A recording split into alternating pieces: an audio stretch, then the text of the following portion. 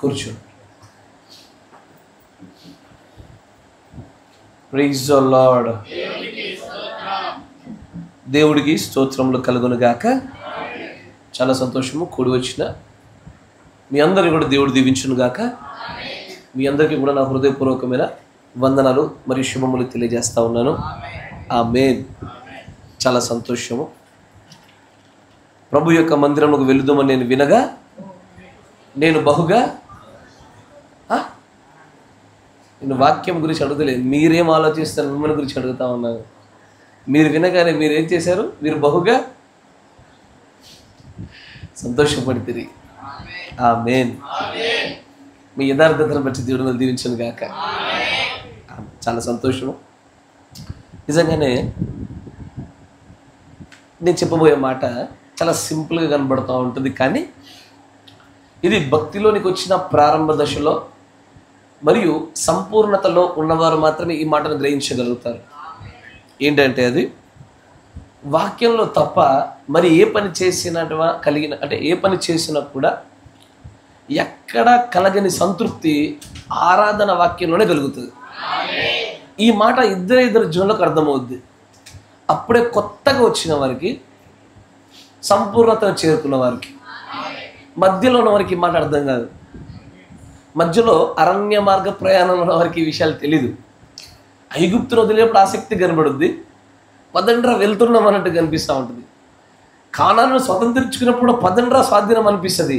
అరణ్య మార్గ ప్రయాణం ఇప్పుడు బోరింగ్గా ఉంటుంది. నేను చెప్పే ఈ మాట కూడా ఏ పని చేసినా సరే, స్నేహితులతో మాట్లాడినా, ఒక ప్రయాణం చేసినా, ఒక కార్యం పూర్తి చేసినా, ఏదో లోకంలో సాధించినా, ఏది చేసినా అక్కడ దొరికే ఆనందం కంటే ఎన్నో వేల రెట్ల ఆనందము ఆరాధన వాక్యంలో దొరుకుద్ది. దీన్ని నేను చాలా మందిలో గమనించినప్పుడు కొత్తగా వచ్చే వారిలో విపరీతమైన ఉత్సాహంతో కూడుకున్న ఆనందాన్ని చూశాను. సంపూర్ణతకు దగ్గరగా ఉన్న వారిలో చూశాను.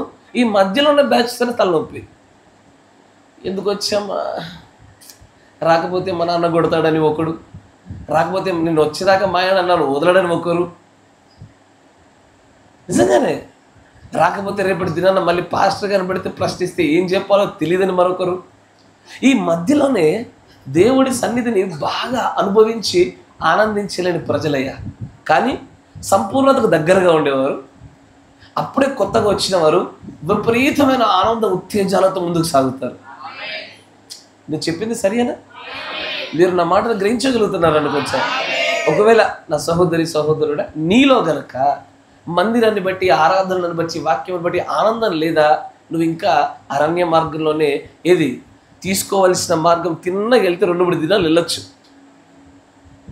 తప్పిదాలను బట్టి 40 సంవత్సరాలు దాటింది. అవును, ఆ పరిస్థితులు నీవు ఉన్నట్టు. కానీ నువ్వు ఆనందపడుతున్నావా? అవును, ఆత్మ యొక్క అభిషేకం చేత నువ్వు కొత్తదైనటువంటి రుచులు చూస్తున్నావో లేదా పరిపూర్ణత దగ్గరగా ఉన్నావో, ఈ రెండిట్లు ఏదో ఒకటి. ఆత్మ చేత ఎప్పుడు ఆనందపడతాం, ఆరాధన చేత ఎప్పుడు ఆనందపడతాం. ఎక్కడా కలగని ఆనందము ఇక్కడే కలుగుద్ది. మొన్న మధ్యలోనే ఒకసారి నేను ఏదో సహోదరులతో మాట్లాడుతూ ఉండగా ఏదో గ్యాస్ బుడ్డి గురించి చిన్న సంభాషణ వచ్చినప్పుడు ఇట్లాగే నేను ఒక బ్రదర్ని అడిగా, ఏయ్యా మరి మీ ఇంట్లో గ్యాస్ బుడ్డి ఉందా, మరి మీకు బుక్ లేదు కదా, తెప్పించి పెడుదుమా అన్నప్పుడు ఆ బ్రదరు ఒక మాట అన్నాడు. ఏమన్నాడంటే, మొన్న మన ఇంట్లో ఫంక్షన్ జరిగింది కదా, అదే ప్రార్థన అన్నాడు అని దాటేసుకుని వెళ్ళిపోయారు. కానీ నాకు దాని ఫంక్షన్ అన్న పదం వాడినప్పుడు చాలా ఆనందం కలిగింది. అంటే అదే మన పండగ, అదే మన ఉత్సాహ సమయాలు. సార్ ఊరికి ఏదో మాటల్లో మాట మొన్న జరిగింది కదయ్యా ఫంక్షన్, అదే ప్రార్థన అని వెళ్ళిపోయారు. వాళ్ళు కూడా గమనించాలని నాకు తెలియదు, కానీ నేను గమనించాను. అంటే ప్రార్థన ఆరాధనల్ని మనం పండగలాగా ఆనందపడి ఉత్సహించేటువంటి సందర్భాల్లాగా చూడడము చాలా గొప్ప విషయం. అవునా, మన ఫంక్షన్లే, మన పండగలే, అవే మన ఆనంద సమయాలు. ఆమేన్. చాలా సంతోషం. మీరందరూ కూడా ఇదే ఉత్సాహంతో ముందుకు సాగాలని ఆశపడతా ఉన్నాను. ఈరోజు ఏ యాంటీబయాటిక్ లేవు, అన్నీ కూడా మల్టీవిటమిన్లే ఉంటాయి. మల్టీవిటమిన్లు కూడా జాగ్రత్తగా తీసుకోకపోతే వామిటింగ్ వస్తుంది తెలుసా? చాలామందికి తెలియదు. మల్టీవిటమిన్లు కూడా సరైన సమయంలో సరైన రీతిలో తీసుకోకపోతే వాంతి అవుతూ ఉంటుంది, వామిటింగ్ సెన్సేషన్ వస్తూ ఉంటుంది. మెడికల్ ప్రకారంగా ఆత్మీయంగా కూడా అంతే. ఆత్మీయంగా కూడా ఆశీర్వాద సంబంధమైనవి, మనల్ని బలపరిచే సంబంధమైన విషయాలను సరైన వివేచనతో పట్టుకోవాలి. లేదనుకోండి తప్పుదారిలో ఆ వచనాన్ని ఆధారం చేసుకొని మరికొన్ని లేఖనాలను మనం ఏం చేస్తామంటే మన తప్పిదాలకు అడ్డుగా నిలబెట్టుకుంటాం. నేను పడతాను, ఎవడయ్యా యవనస్తుడు పడంది అంటాను. ఏం జరిగింది? ఆ మల్టీవిటమిన్ తప్పుగా తీసుకోవడం జరిగింది. దానిని బలపరచుటకే తీసుకోవాలి కానీ పాపాన్ని కప్పుకొనటకే తీసుకోకూడదు. కాబట్టి ఎవ్రీ మల్టీవిటమిన్ ఆదరణ కలిగించే ప్రతి మాట కూడా ఎలా ఉండాలా? సరైన వివేచనతో తీసుకెళ్ళాలి. ఇప్పుడు ఒక బ్రదర్ బాధపడతా ఉన్నాడు, నేను ఆయన దగ్గరికి వెళ్ళా, పర్లేదు బ్రదర్ బాధపడకండి, దేవుడు చూసుకుంటాడు, మీరు దేవుని మీద విశ్వాసం ఉంచి మీరు ముందుకు సాగండి, అన్ని విషయాల్లో దేవుడు మీకు తోడుంటాడు అన్నాడు.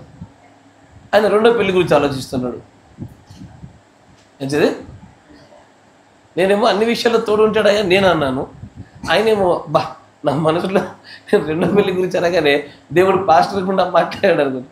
అంటే ఈవెన్ మల్టీవిటమిన్స్కి కూడా ఆదరణ సంబంధించిన వాక్యాలకు కూడా వివేచన అవసరం, దాన్ని సరైన స్థానంలో పెట్టడం అవసరం అంటాడు ప్రవక్త. దాన్ని ప్రవక్త 3 సూత్రాలు చెప్తాడు వాక్యానికి కదా. తప్పుడు అర్థం చెప్పొద్దు, తప్పుడు చోట పెట్టకూడదు, తప్పుడు స్థలంలో దాన్ని ఉంచకూడదు. Yes or no? Do not false interpret, do not misplace, do not dislocate. ఈ 3 వాక్యానికి ఉన్నటువంటి నియమాలు, అత్యంత బలమైన నియమాలు. కాబట్టి ప్రతి వాక్యాన్ని కూడా అలాగే తీసుకుని ముందుకు సాగాలి. చాలా సంతోషం. మనం లేఖనం కూడా మనం ముందుకు సాగిపోదాం. మన పరిశుద్ధ గ్రంథాన్ని తెరిచి ఇర్మియా గ్రంథము 14వ అధ్యాయము, ఇర్మియా గ్రంథము 14వ అధ్యాయము 7వ వచనమును గమనించినాం. ఇర్మియా గ్రంథము 14వ అధ్యాయము 7వ వచనం. యెహోవా, మా తిరుగుబాటులు అనేకములు, నీకు విరోధముగా మేము పాపము చేసితిమి, మా దోషములు మా మీద దోషారోపణ చేయుచున్నవి, నీ నామమును బట్టి నీవే కార్యము జరిగించుము. ఇజ్రాయేలులకు ఆశ్రయుడా, కష్టకాలమున వారికి రక్షకుడా, మా దేశములో నీవేళ పరదేశి వలెనున్నావు.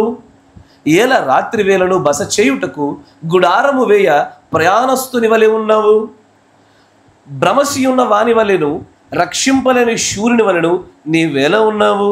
యెహోవా, నీవు మా మధ్యనున్నావే, మేము నీ పేరు పెట్టబడిన వారము, మమ్మును చెయ్యి విడవకము.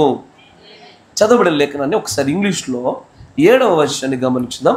ఇర్మియా గ్రంథం 14వ అధ్యాయంలోనే 7వ వచనాన్ని ఒకసారి ఇంగ్లీష్లో చూస్తే, ఓ lord, thou our iniquities testify against us, do thou it for thy name's sake, for our backslidings are many, we have sinned against thee. మీరున్న చోటే తలలోంచండి, కళ్ళు మూసుకొని ప్రార్థన చేసుకుందాం. మహాప్రేమ కలిగినటువంటి మా పరలోకపు తండ్రి, నువ్వు ఎంత ప్రేమమయుడవయ్యా అంటే వినుటకు పొందుకొనుటకు అర్హత లేనటువంటి అబ్రహాము యొద్దకు వచ్చి సొదొమ గొమొర్రాను గురించి సమస్తమైనటువంటి భవిష్యత్ కార్యాలు ఎలాగూ బయలుపరిచారో, అబ్రహాము కన్నా ఏ విషయంలో కూడా ప్రభువైనా మేము యోగ్యులము కానీ మంచివారిగా ఎక్కడ లేకపోయినప్పటికీ మమ్ములను మీరు ప్రేమించి మా ఎడల కనికరము చూపి నీ కృపచేతే మాతో నీ లేఖ సత్యాలు మాట్లాడడానికి మా మధ్యలోనికి దిగి వస్తున్న దేవా, నీకు వందనాలు. నువ్వు మాట ఇచ్చి తప్పడానికి నువ్వు మనిషి లాంటి వాడివి కాదు నాయన, నువ్వు దేవుడవు. ఇద్దరికంటే ఎక్కువగా ఆసక్తి కలిగి నీ నామం పేట జరిగినటువంటి కూడికల మధ్యలో నీ ఉంటానని వాగ్దానం చేశావు. నీ వాగ్దానము ఈ సమయంలో ఇక్కడ నెరవేర్పు జరిగి ఉన్నదని, మీ యొక్క ఆత్మ సంచారము మా మధ్యలో ఉన్నదని, మా ప్రవర్తనను నీ యొక్క మందిరంలో నీ యొక్క గృహములో జాగ్రత్తగా మేము ఉంచుకొనుచు భయభక్తుల చేత నీ లేఖనములను మేము సమీపించుచుండగా, ఓ దేవా, మమ్మల్ని ఒక్కసారి జ్ఞాపకం చేసుకోనండి. మేము చెడ్డవారం ప్రభువా, మేము ఏ విషయంలో కూడా నాయన మాలో పాపం లేదని మేము అంటే గనక మేము అబద్ధికులమే నాయన. కానీ ఎన్నో మారులు మేలైనది చేయవలసినది మేము ఎరిగి కూడా చేయలేకపోయాం ప్రభువా. మా నిర్లక్ష్య ధోరణిలో అనేకమైన రీతులలో పడిపోయిన మా స్థితిగతులలో ఒక్కసారి మమ్మల్ని జ్ఞాపకం చేసుకొని మరొకసారి నీ రక్తం గుండా మమ్మల్ని కడగమని ప్రార్థిస్తా ఉన్నాం. నీ కృప చేత నీ లేఖనంలో ఉన్న సత్యాన్ని మేమందరం పొందుకున్నట్టుకి మా ఆత్మ చెవులను మా ఆత్మ నేత్రాలను మీరు తెరవమని ప్రార్థిస్తా ఉన్నాం. కృప చూపండి, బలపరచండి, స్థిరపరచమని, సమస్త విషయాలు తోడుగా ఉండి నీవే మాకు పరమ బోధకుడిగా ఉండి నడిపింపచేయమని, బోధింపదగిన ఆత్మను, గ్రహింపు శక్తిని, వాక్ శక్తిని స్థలంలో కుమ్మరింపచేయమని ప్రభు అయిన యేసుక్రీస్తు నామములో ప్రార్థన చేయుచున్నాము. ఆమేన్. దేవుడికి స్తోత్రములు కలుగును గాక. చాలా మంచిది, సంతోషము. ఇక్కడ ఒకసారి చదవబడిన లేఖన భాగాన్ని చూసినట్లయితే ఇర్మియా గ్రంథంలో ఇక్కడ ఇర్మియా యొక్క ప్రవక్త గారి యొక్క కాలంలో కరువు వచ్చినటువంటి సందర్భాలలో ఇర్మియా కాలమే ఇజ్రాయేలీలకు దేవుడు ఇచ్చినటువంటి చిట్ట చివరి అత్యంత పెద్ద హెచ్చరిక కాలం అది. ఇర్మియా ప్రవక్త ద్వారా దేవుడు ఇజ్రాయేలీలను, ఇదిగో మీరు నా ధర్మశాస్త్రమును పాటించుటలో విఫలమవుతున్నారు, మీరు నన్ను సేవించుటలో విఫలమవుతున్నారు, వాక్య విరుద్ధమైనటువంటి ఆచారాలను వెంబడించకుండా ఉండడంలో మీరు విఫలమవుతున్నారు, మీరు ఇలాగే కొనసాగిస్తే మీ పైకి నేను ఒక పెద్ద సైన్యాన్ని పంపిస్తాను అని దేవుడు ఇచ్చినటువంటి చిట్ట చివరి అత్యంత భయంకరమైన హెచ్చరికలు ఈ ప్రవక్త ద్వారానే జరిగాయి. ఈ ప్రవక్త తర్వాతే మనకు ఇజ్రాయేలులందరూ కూడా ఎక్కడ కొనుపబడతారు?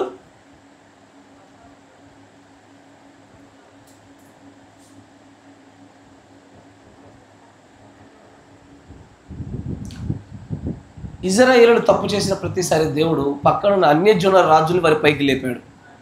కరెక్టేనా? ఇర్మియా కాలంలో ఏ రాజును లేపాడు? నా సేవకుడైన అబ్సల్యూట్లీ అత్యంత పెద్ద సైన్యాన్ని లేపి, మీకు బైబిల్లో దాని క్రానికల్ తెలియాలి, దాని క్రమం తెలియాలా, మీకు ఏ గ్రంథం తర్వాత ఏ గ్రంథం జరుగుతుందో మీకు అర్థం కావాలా. ఎందుకంటే ఈ బైబిల్ని సంపుటాలుగా పొందుపరిచేప్పుడు చిన్న ప్రవక్తల గ్రంథాలు ఒక చోట, పెద్ద ప్రవక్తల గ్రంథాలు ఒక చోట, రాజులు ఒక చోట, సువార్తలు ఒక చోట అలాగూ పెట్టారు. కానీ వాటి క్రమాలు వేరుగా ఉంటాయి. వాటి యొక్క క్రానాలజీ అంటారు, దాన్ని వరుస క్రమము వేరుగా ఉంటుంది. మీరు చూస్తే ఎజ్రా, నెహమ్యా, తర్వాత ఎస్తేరు, ఇవన్నీ చూసుకుంటూ వెళ్తున్నారు అనుకోండి, ఇవి చిన్న చిన్న గ్రంథాలు అవ్వడం వల్ల అవన్నీ ప్రత్యేక మరొక చోట పెట్టబడతా ఉంటాయి. కరెక్టేనా? ఎజ్రా ముందా, ఇర్మియా ముందా? బైబిల్లో నేను అడిగేది, బైబిల్లో చూడండి ఒకసారి, ముంగట ఫ్రంట్ పేజ్ చూడండి. ఎజ్రా ముందుందా? కానీ జరిగిన సంగతుల ప్రకారంగా చూస్తే ఏది ముందు? ఇర్మియా ముందు. సో ఇది కన్ఫ్యూజ్ అవ్వకూడదు. బైబిల్లో సంపుటాలుగా పెట్టడం కోసం మాత్రమే కొన్ని చోట పెట్టారు, కానీ జరిగిన కాలానుగుణమైన సంగతుల ప్రకారంగా చూస్తే ఈ క్రమంగా జరగవవి. ఎందుకు ఈ విషయాన్ని మీరు గ్రహించాలో చెప్పనా? ఇది పాత నిబంధనలో జరుగుతున్న ఈ చిన్న విషయాన్ని మీరు గ్రహించగలిగితే, ఈ పుస్తకాల అమెరికను గ్రహించగలిగితే, ప్రకటన గ్రంథంలో కూడా క్రానాలజీ వేరు, రాయబడినటువంటి తీరు వేరు. నా మాట గ్రహిస్తున్నారా? ప్రకటన గ్రంథంలో కూడా క్రానాలజీ వేరు మరియు జరుగుతున్న సంగతులు వేరు. ప్రకటన గ్రంథము 1వ అధ్యాయం ఏంటి? దేవుడి యొక్క దైవత్వాన్ని 7 సువర్ణ దీప స్తంభముల మధ్యలో చూచుతారు. ప్రకటన 12వ అధ్యాయం చూశారనుకోండి, పరలోకంలో ఒక గొప్ప యుద్ధం జరిగిను. ఈ పరలోకంలో యుద్ధం జరిగింది ఎప్పుడు అంటే, నీకు 2వ అధ్యాయం 3వ అధ్యాయంలో సంఘకాలను ముగిసి, తర్వాత పరలోక దర్శనాలు జరిగి, ఆ తర్వాత ముద్రలు విప్పబడి, ఇదంతా జరిగిన తర్వాత పరలోక యుద్ధం జరుగుద్దా, లేదా పరలోక యుద్ధం ముందే జరిగిందా? అయ్యా, పరలోకంలో యుద్ధము ముందే జరిగింది, తర్వాత జరగనై ఉంది. అది స్ప్లిట్, 2 మడతలు కలిగినటువంటి ప్రవచన లేఖన భాగం. అంటే రాయబడిన చోట క్రోనాలజీ వేరు, జరుగుతున్న క్రియల క్రోనాలజీ వేరు. దీన్ని గ్రహించగలగాలి మీరు. ఆమేన్. అట్లాగే ఇక్కడ ఇర్మియా గారి కాలంకి వస్తే దగ్గరండి. ఇక్కడ అప్పటికే ఇజ్రాయేలు ప్రజలకి దేవుడు అనేకమైన అవకాశాలు ఇచ్చాడు. ఆయన వారు భక్తి చేయడానికి సరైన రీతిలో ఆయనను సేవించినట్లుగా అవకాశం వెంబడి అవకాశాలు చాలా అంటే చాలా ఇచ్చాడు. చాలామంది ప్రవక్తల ద్వారా ఇచ్చాడు. ఎన్నెన్నో సార్లు కృపచేత వారిని తప్పించబడ్డారు. కానీ ఆ ఇజ్రాయేలు ప్రజలు వచ్చినటువంటి ఆ కరువు కాలంలో రాబోతున్న సమస్యను దృష్టిలో పెట్టుకొని ఇర్మియా ప్రవక్త చేత మరలా ప్రవచింపదగినటువంటి వాక్యాలు విన్న తర్వాత కూడా వారు అప్పుడు పలుకుతున్న ఆ మాటలను చూడండి. 7వ వచనంలో వారు అంటారు, యెహోవా మా తిరుగుబాటులు అనేకములు. తిరుగుబాటు అంటే ఏంటి? తిరుగుబాటు అంటే తెలియక జరిగేదాన్ని తిరుగుబాటు అనరు. నా మాట వింటున్నారా? తెలియక జరిగేదాన్ని తిరుగుబాటు అనరు. తిరుగుబాటు అంటే తెలిసి వారు నిర్ణయం తీసుకొని ఎదురించడాన్ని తిరుగుబాటు అంటారు. నేను ఇప్పుడు ఒక అబ్బాయికి ఒక పని చెప్పాను, వాడు నేను చెయ్యను అని నాకే ఎదురు తిరుగుతూ నీవే చెప్పి ఎందుకు చేయాలా, నీ మాట ఎందుకు వినాలా అన్నతో వాడు నాకు ఎదురు తిరుగుతున్నప్పుడు వాడికి ఏమేమి తెలుసు? వాడు నాకు ఎదురు తిరుగుతాననియో, దాన్ని బట్టి నేను సంతోషపడననియో, దాన్ని బట్టి నేను వాడిని శిక్షిస్తాననియో, అది మంచిది కాదనియో అన్ని ఎరిగి వాడు చేస్తున్న తప్పిదం. అంతేనా? అక్కడ ప్రజలు అంటారు, యెహోవా మా తిరుగుబాటులు అనేకములు. తర్వాత అంటాడు, నీకు విరోధముగా మేము పాపము చేసేతిమి, మా దోషములు మా మీదే దోషారోపణ చేయుచున్నవి. చాలు. ఇక్కడ మన దోషం ఏదైతే ఉన్నదో, మనం చేస్తున్న తప్పిదాలు ఏవైతే ఉన్నావో, ఈ తప్పిదాలే మన పైన సాక్ష్యం పలికేవి. నేను ఒకసారి ఎక్కడో నాకు తెలీదు, బహుశా సత్యశ్రేష్ఠ వాళ్ళ ఇంట్లో అనుకుంటా, విజయానికి సాక్షి ఒక వర్తమానం చెప్పాను. మనం చేసే కార్యాలలో మంచి వాటికి చెడ్డవాటికి అన్నిటికీ కూడా దేవుడు కొన్ని ప్రత్యేకమైన సాక్షులను పెట్టించాడు. కొన్ని చోట్ల భూమి సాక్షిగా ఉంటుంది, కొన్ని చోట్ల ఆకాశం సాక్షిగా ఉంటుంది, కొన్ని చోట్ల నీరు రక్తము ఆత్మ సాక్షిగా ఉంటుంది, కొన్ని చోట్ల మన క్రియలే సాక్షిగా ఉంటాయి, కొన్ని చోట్ల వ్యక్తులు సాక్షిగా ఉంటారు, కొన్ని చోట్ల మీ పైన లెక్కప్ప చెప్పాల్సిన కాపరి సాక్షిగా ఉంటాడు. నేను చెప్పాను, మీకు జ్ఞాపకం ఉందనుకుంటా, మర్చిపోదు, మరొకసారి చూడండి తర్వాత. అది కూడా ఒకటే భాగం చెప్పాను, చాలా భాగాలు ఉంటాయి. అట్లా అనేకమైనటువంటి సాక్షులలో ఇక్కడ మనం చేసిన తప్పిదాలే మన పైన సాక్ష్యాన్ని పలుకుతున్నవి అంటాడు ఆయన. అక్కడ ప్రజలు చెప్తున్న మాట. మరి అంతేకాకుండా దీన్ని ఇంగ్లీష్లో ఒకసారి చూస్తే తిరుగుబాటులు అనేకములు అన్న చోట అక్కడ అంటాడు, for our back slidings are many. అంటే మేము తప్పిపోవుట, వెనక్కి జారిపోవుట అనేకమైన సార్లు చేసి పెద్ద కుప్పలాగా మా పైన పెట్టుకున్నాం ప్రభువా. ఏవి? మేము వెనక్కి జారి పడిపోయిన విషయాల గురించి. ఈరోజు నేను మీతో మాట్లాడబోతున్న అంశం కూడా అయ్యా బ్యాక్ స్లైడ్, వెనక్కి జారుట లేదా పడిపోవుట, వెనక్కి తిరుగుట, అనేకమైన అర్థాలు వస్తూ ఉంటాయి దానికి. వెనక్కి జారి పడిపోవటం గురించి మాట్లాడుతూ ఉన్నాం. ఇక్కడ వెనక్కి జారి పడిపోవటం గురించి ఎందుకు తెలుసుకోవాలి? ఫస్ట్ ఆఫ్ ఆల్, ఇప్పుడు ఏదైనా ఒక కోర్స్ చేస్తున్నప్పుడు, ఏదైనా ఒక పని చేస్తున్నప్పుడు అది ఎలాగ విజయవంతం అవుతుందో దాని గురించి మాత్రమే ఆలోచన చేస్తాం. ఎవడైనా కోర్సులో జాయిన్ అయినప్పుడు ఫెయిల్ అవుతాడని జాయిన్ అవుతాడా? లేదు, ఖచ్చితంగా నేను పాస్ అవుతానని ఉద్దేశంతో అయితే జాయిన్ అవుతాడు వాడు. అలాగే ఎవరు ఫెయిల్ అవ్వాలనే ఉద్దేశంతో ముందుకు రారు.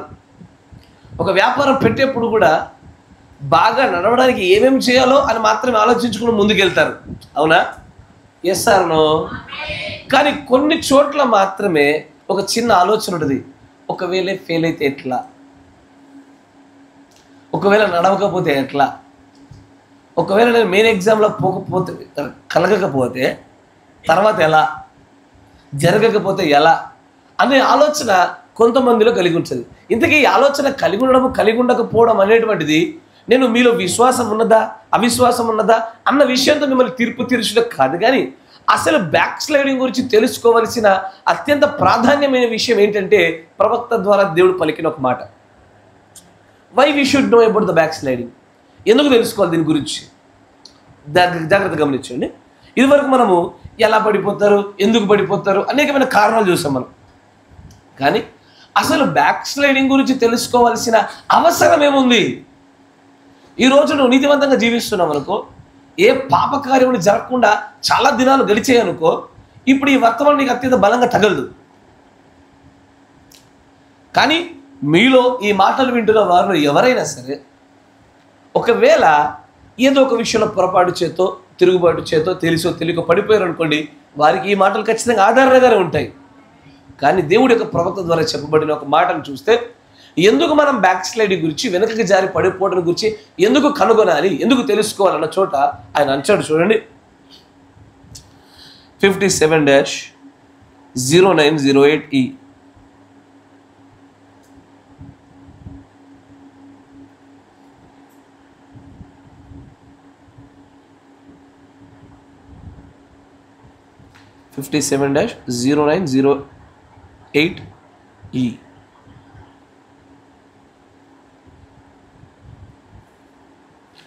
Hebrew chapter 6 second part లో 417 పేర చూడండి, 417వ పేర.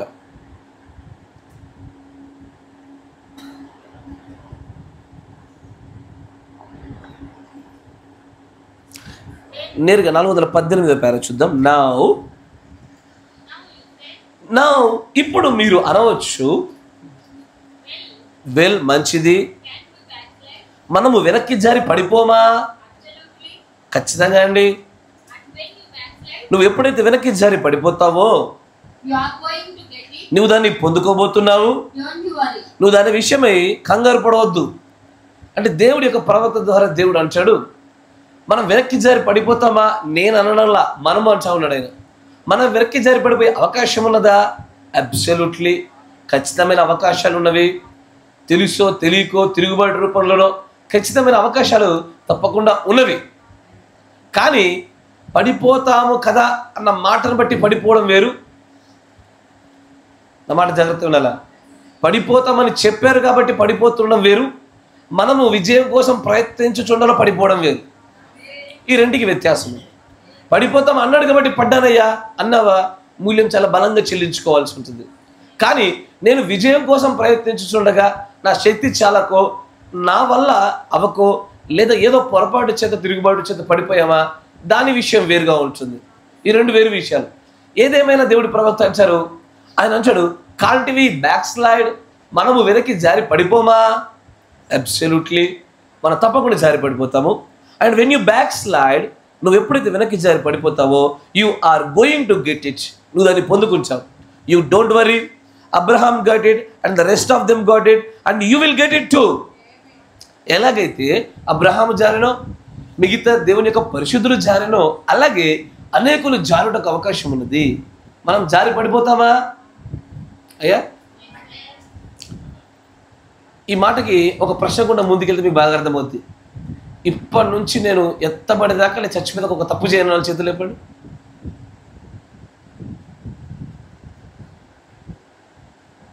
నేను లేపిన.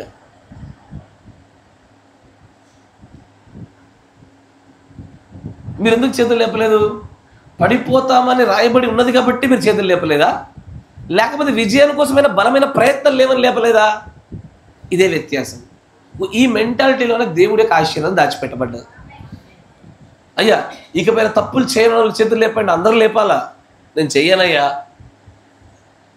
చెయ్యను నేను అంటే మనం ముందే డిసైడ్ అయి కూర్చున్నాం ఇక్కడ. ఏమని? డన్, ఖచ్చితంగా ఒక 4-5 పాపాలు రోజుకోసారి చేతి మీద నడవమయ్యా. అలా కాదు.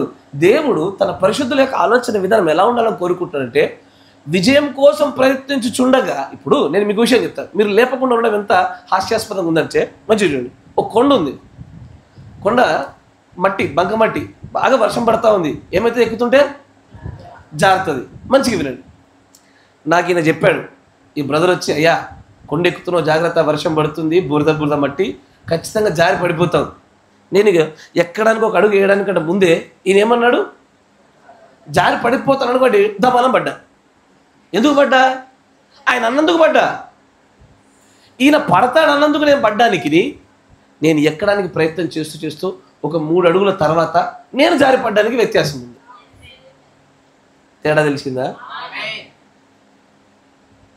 ఇప్పుడు నేను ఎక్కడానికి అడుగుతా, ఆయన అంటాడు, అయ్యా పడిపోతావు అయ్యా, కాలు జారి జాగ్రత్త అయ్యా అంటే నేనేమంటా? అప్పుడు చూద్దాం బ్రదర్, నువ్వు కూడా చూడు ఎలా చేస్తారో అంటానా? సరే సరే పడతా పడతా పడతా అంటావా? అరే ఏమంటారు మీరు ఆ సమయంలో? చూడండి బ్రదర్ అంటావు, లేదా పడనంటావు, అంతేనా కదా? కానీ ఆయన అన్నాడు కాబట్టి నేను జారకమని నేనే జారించుకొని పడ్డా. మీకు అర్థమవుతుందా? కాలు బలంగా నిలిచింది, నేను పడను, కానీ ఆయన అన్నాడు కాబట్టి పడతాడని పడ్డా. అట్టుంది మీరు చేతులు లేకపోవడం. మరొకసారి అడుగుతా, ఇకపైన పాపం చేయని వాళ్ళ చేతులు లేపండి అయ్యా.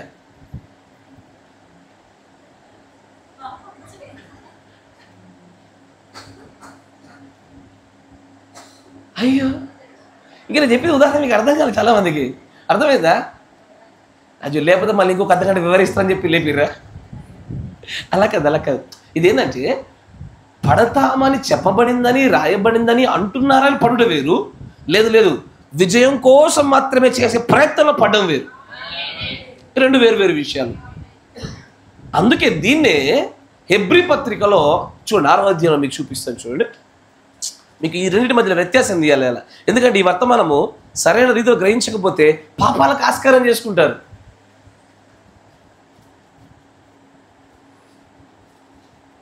హెబ్రీ పత్రిక 6వ అధ్యాయం 4వ వచనం చూడండి. ఒకసారి వెలిగించబడి వరములు రుచి చూసి పాలివారై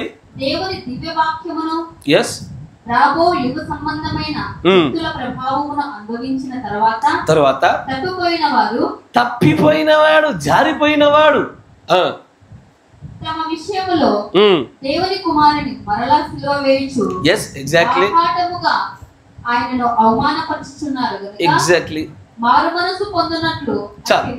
10వ అధ్యాయంలో కూడా ఇదే విషయం చూస్తాం. ఏమని? తెలిసి పాపం చేసే దానికి క్షమాపణ ఉండదు, కానీ వాడు అగ్ని కోసం ఎదురు చూడాలని ఉంటుంది. పడతామని రాయబడి ఉందనో చెప్పబడిందనో అందరూ పడుతున్నారనో పడడం వేరు. కరెక్టేనా? ఇప్పుడు ఫర్ ఎగ్జాంపుల్ మంచిగా వినాలా, జాగ్రత్తగా వినండి. మా ఇంట్లో కేక్ ముక్కు ఉందయ్యా, చాలా సింపుల్ నుంచి చాలా పెద్దదానికి వెళ్తా. మా ఇంట్లో కేక్ ముక్కు ఉంది, తినొద్దని మా ఇంట్లో పెద్ద నిర్ణయం తీసుకున్నాం మేమందరం కలిసి. ఏంటది? తినకూడదు మా ఇంట్లో అందరం నిర్ణయం తీసుకున్నాం. ఇప్పుడు నా అంతట నేనుగా ప్రేరేపించబడి తినడం వేరు, కానీ వెనకకి చూసినా మా ఆవిడ వెళ్ళింది కొంత తిన్నది, నువ్వు తిన్నావు కాబట్టి నేను తింటున్నా అనడం వేరు. మీకు అర్థమైందా? ఈరోజు నట్టకి జరుగుతాయి పాపాలు. మా ఆయన చేస్తాడు కాబట్టి నేను చేస్తా, మా ఆవిడ చేసేటట్టు నేను కూడా చేస్తా. ఇట్లాంటి పాపాలకు క్షమాపణలు ఉండవు. ఈ దెబ్బలే, పెద్ద పెద్ద తీర్పులే, మూల్యాలు గట్టిగా చెల్లించాల్సిందే. నేను నా విజయం కోసం నేను ప్రయత్నించుండగా, నా పవిత్రతలో నేను నిలకడగా ఉండాలని చూస్తుండగా, నాకు తెలిసో తెలియకుండా పడితే దాన్ని దేవుడు వేరుగా చూస్తాడు. కానీ చేస్తున్న వారి ప్రభావాలను బట్టి నేను ప్రేరేపించబడితే మాత్రం వేరుగా చూస్తాడు ఆయన. Yes or no? For example మంచిగా చూడండి, మీకు చర్చిలో ఉదాహరణ చెప్తా, మంచిగా వినాలా, ఎందుకంటే బాగా జరుగుతుంది అని చెప్పాలి, నేను ఖండించాలి. ఫర్ ఎగ్జాంపుల్ వీడు ఉన్నాడు, వీడు అనుకోకుండా పాపం ప్రార్థనకు వచ్చేప్పుడు సిద్ధపడి రాలా, అత్యంత భయంకరంగా వారి బ్లాడర్ నిండిపోయింది. వాడు వాష్రూమ్కి వెళ్ళాలని ఆశపడతా ఉన్నాడు. మంచిగా విన్నాడు. పాపం వాడు ఇది తట్టుకోలేక ఎట్లాగట్లా నాకు మెల్లగా చిన్న ఇషారా చేసి, అంటే చిన్న సైగ చేసి, అన్న వెళ్ళొచ్చా అంటే నేను అన్నాను సరే పోరా అన్న. వీడు ఒక్కసారి ఇట్లా బయటకు పోగా చూశాడు అనుకోండి, ఏం జరుగుతుందో తెలుసా? చూస్తున్న వారిలో ఓ 50 మందిలో కనీసం 2-3 ప్రేరేపించబడతారు. కాళ్ళ నొప్పి వచ్చిన వాళ్ళు, ఇరుకులింపద్దు వచ్చిన వాళ్ళు, అరే మనం కూడా వెళ్దాం లేని ప్రేరేపణ జరుగుతారు. మీకు అర్థమవుతుందా? వీడు వెళ్ళిన దానికి వాళ్ళు వెళ్ళిన దానికి వ్యత్యాసం ఉందా లేదా? మీకు అర్థమవుతుందా? వీడి ఆరోగ్య పరిస్థితి బట్టి వీడు తట్టుకోలేక, వీడు ప్రార్థనలో ఇబ్బంది ఇరుకులు కలిగినా సరే నేను పూర్తిగా తప్పిపోకుండా ఉండటకై ప్రయత్నిస్తాను అన్న ఉద్దేశం ఉండగా కూడా వాడు పడిపోయాడు. చిన్న తప్పిదలుగా చూపిస్తా ఉన్నా. కానీ మిగతా వారు అలా కాదు. వీడు వెళ్ళిన దానికి, వీడి వల్ల ప్రేరేపించబడి వెళ్ళిన దానికి వ్యత్యాసం ఉంది. మీకు అర్థమైందా? వెనక్కి జారి పడిపోవడంలో కూడా అంతే. రాయబడిందనో అన్నారనో పడుతున్నారనో పక్కవాడు జారాడనో ఎస్ఆర్నో. ఫర్ ఎగ్జాంపుల్ మీకు సంగతి చెప్తా. ఒక పాస్టర్ గారు నాకు చెప్పారు ఈ మాట. వాళ్ళు సంఘశాఖ మరియు అన్యులను పెళ్లి చేసుకోవడానికి ఆ పాస్టర్ గారు అనుమతి ఇచ్చారట. ఎందుకంటే ఈయన సంబంధం చూడంటే 2-3 ఏళ్ళు అయిందంట. ఈయన ప్రార్థన చేస్తున్నారు, చూపించిన వాళ్ళకి నచ్చలేవు. మంచిగా విన్నాడు, చూపించిందేమో వాళ్ళకి నచ్చలేదు. తర్వాత కొంతకాలంగా ఎంత వెతికినా ఏది సెట్ అవ్వకపోయేసరికి ఇక వాళ్ళు పాస్టర్ గారి పీకల మీద కూర్చొని, సరే మీరు ఎట్టకు తీసుకొస్తలేరు, మాకేం దొరుకుతలేవు కాబట్టి మేము అన్య జనులకు వెళ్ళిపోతున్నాము అని కొంతమంది, సంఘశాఖకి వెళ్ళిపోతున్నామని కొంతమంది పోతా ఉంటే ఇలా బాధ తెచ్చుకోలేక ఆయన ఓకే అనేసాడు ఆయన. తర్వాత కొంతకాలానికి చూస్తే జస్ట్ ఇట్లా కొన్ని సంవత్సరాలు దాన్ని పరిశీలనాత్మకంగా చూసేసరికి మొత్తం సంఘశాఖ కంటే ఘోరమైన చర్చగా మారిపోయింది. అది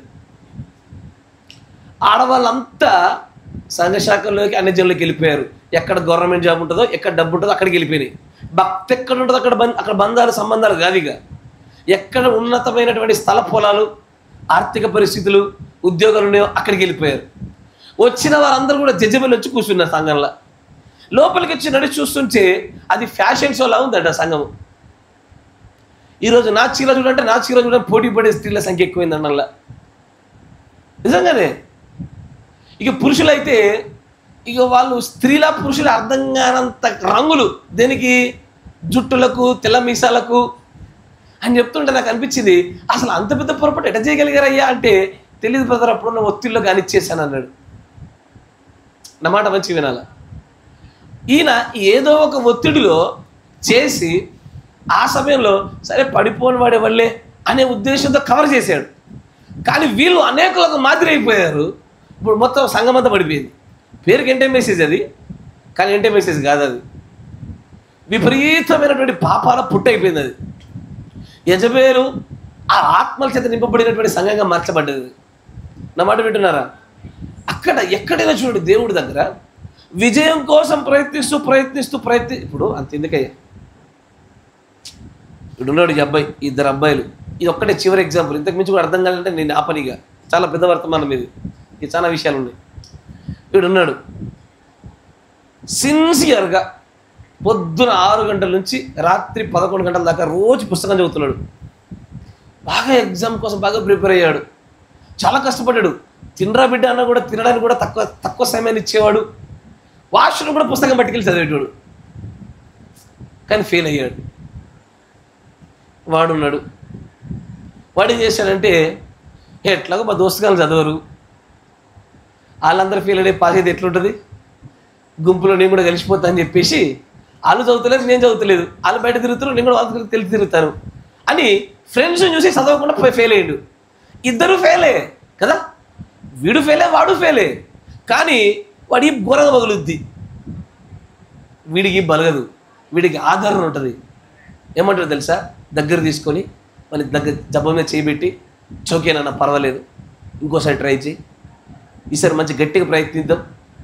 ఏది ఆ పక్కనోడికి ఏమనిపిస్తుంది, నేను ఫెయిల్ అయినా మా నాన్న కూడా నన్ను అట్లా అంటే బాగుండు అనుకుంటున్నాడు. ఎట్లుంటుంది వాడు అట్లా అనుకుంటే? ఇప్పుడు వీడు ఎంత ఆదరణ పొందుతున్నాడో, ఎంతగా ప్రోత్సాహం పొందుతున్నాడో, వాడు అదే ఆదరణ అదే ప్రోత్సాహం కోరుకుంటున్నాడు. అది అన్యాయమా కాదా? ఈ రోజున క్రైస్తవులు దేవుని దగ్గర కోరుకునే విధానం కూడా అలాంటిదే. నేను నా పవిత్రతను నా ఘటాన్ని కాపాడుకోవడం కోసం చేసే ప్రయత్నంలో పడ్డం వేరు, నేను రాయబడి ఉన్నది కనుక పడుతున్నారు కనుక సహవాసాలను బట్టి అనేకమైన కారణాలను బట్టి నేను పడిపోతున్నాను చూసారా, దీని విషయంలో దేవుడి దగ్గరికి వెళ్ళి పొందుకునే ఆదరణ వేరు. ఈ రెంటికి వ్యత్యాసం ఉంది.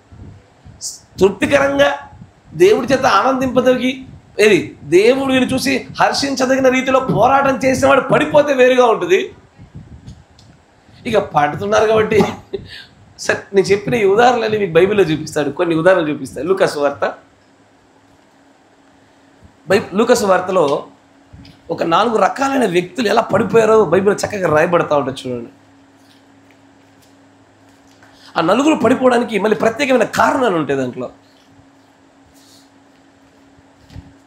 లూకాసు వార్త 15వ అధ్యాయము. ఆసక్తిగా ఉన్నారా?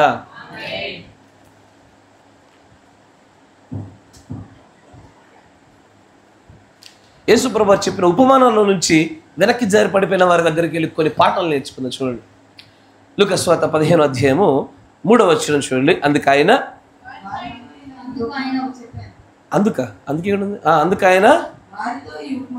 ఈ ఉపమానం చెప్పెను,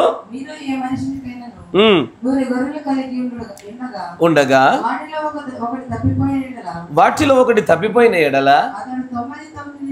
99 విడిచిపెట్టి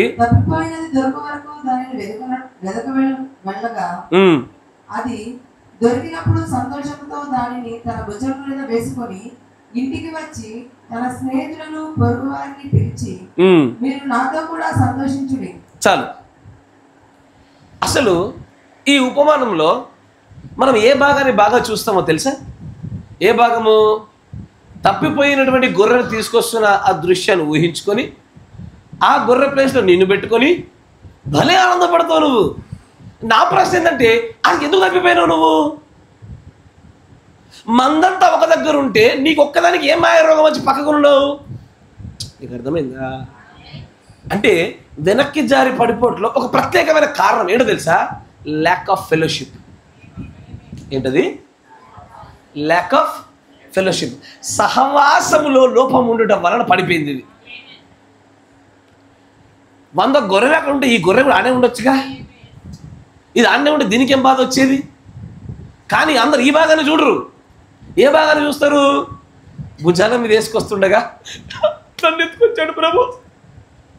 మంచిదే, పడిపోయినప్పుడు తండ్రి ఎత్తుకొస్తాడు. నేను ఆనందపడుతున్నాను. నా ఫస్ట్ క్వశ్చన్ ఏంటంటే, ఎందుకు ముందు నువ్వు వేరుగా ఉన్నావు? నువ్వు మంద నుంచి బయట ఎందుకు జారావు? మందంతో ఒక దగ్గర మేస్తా ఉంటే నీకు ఒక్కదానికి వేరే గడ్డి ఎందుకు కనబడ్డది? నీకు ఒక్కదానికి పోవడానికి ధైర్యం ఎట్లొచ్చింది? కాపర్ ఒక దగ్గర, ఆ కాపర్ వెంబడిస్తున్న 99 గొర్రెలకు దగ్గర ఉంటే నీకేం పోయే కాలం వచ్చింది? సహవాసాన్ని ఉండవా? మందలో కలిసి జీవించవా? మందంతా ఇక్కడ మార్గదర్శి దగ్గర ఉంటే నీకొక్కదానికి ఏమైంది? నీకొక్కడికి ఏమైంది? లేదు. మందంతా ఒక దగ్గర, నేను ఒక్కదాన్ని ఒక్క దగ్గర, నేను ఒక్కరిని ఒక దగ్గర. I'm separate. పడతావు ఎప్పటికైనా. నువ్వు ఎప్పుడైనా తోడేలు వస్తుంది నీ దగ్గరికి. నువ్వు వెనక్కి జారి పడిపోవడానికి అత్యంత బలమైన కారణం ఏంటో తెలుసా? సహవాసం. సహవాసం చాలా గొప్ప శక్తివంతమైనటువంటిది. సహవాసంలో ఉత్పత్తి అయ్యేటువంటిది. రెండోది, మొన్న నేను హైదరాబాద్లో ఒక మాట చెప్పాను.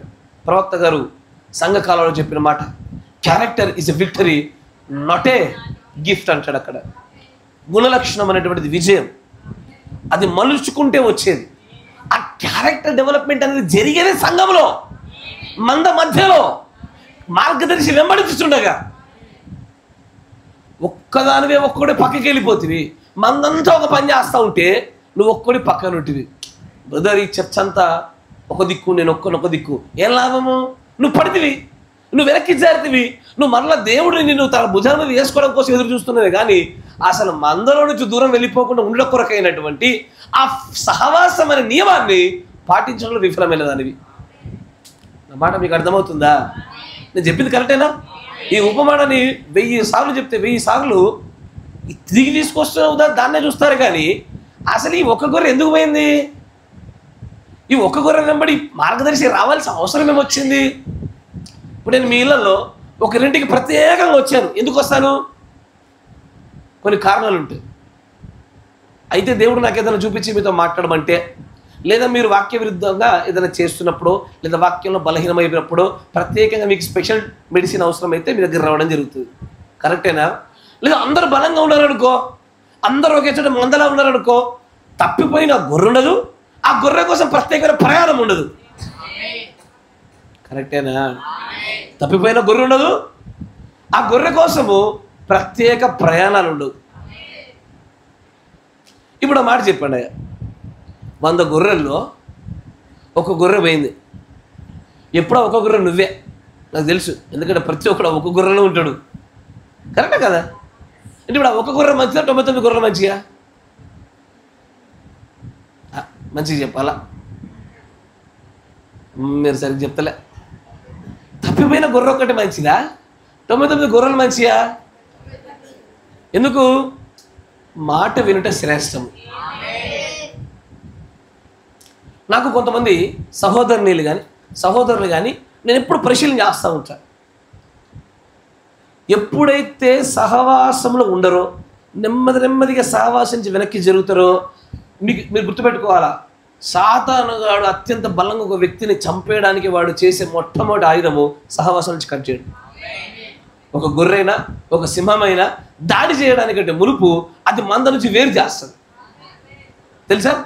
దాన్ని మెడలు పట్టుకొని అది చచ్చే వరకు దాన్ని పట్టుకోవడానికంటే ముందు, పంజా విసిరడానికంటే ముందే అది మంద నుంచి ఏం చేస్తాయంటే 4-5 సింహాలు 4-5 అడవి కుక్కలు కలిసి మందలో నుంచి వేటాడవలసినటువంటి ఆ బలి జంతువుని వేరుపరుస్తాయి, సహవాసం నుంచి దూరం చేసి తర్వాత అవి చేస్తాయి. లేదనుకో, నేను మొన్న అనుకోండి మీ పిల్లలకి మధ్యలో ఒక వీడియో చూపించా సహవాసాన్ని గురించి మాట్లాడుతున్నప్పుడు. ఒకసారి దున్నల పైన ఒక సింహము దాడికి వచ్చింది, వెళ్ళి గొంతు పట్టేసింది దూడను. కానీ మంద నుంచి దూరం చేయకుండా చేసి వచ్చి పట్టేసింది. అప్పుడు మిగిలిన దున్నలు ఏం చేశారా, వచ్చి కొమ్ములతో పొడిస్తే ఒక సింహం ఎగిరి కరెక్ట్ కొమ్ములకు ల్యాండ్ అయ్యి ఇట దిగింది, కొమ్ము చచ్చింది. ఒక దున్న సింహాన్ని చంపుద్ది ఎప్పుడు తెలుసా, దాని చుట్టూ సహవాసం ఉన్నప్పుడు. సహవాసంలో సహవాసంలో అడవి కుక్క కూడా సింహమే. 50 అడవి కుక్కలు ఉంటే సింహమే.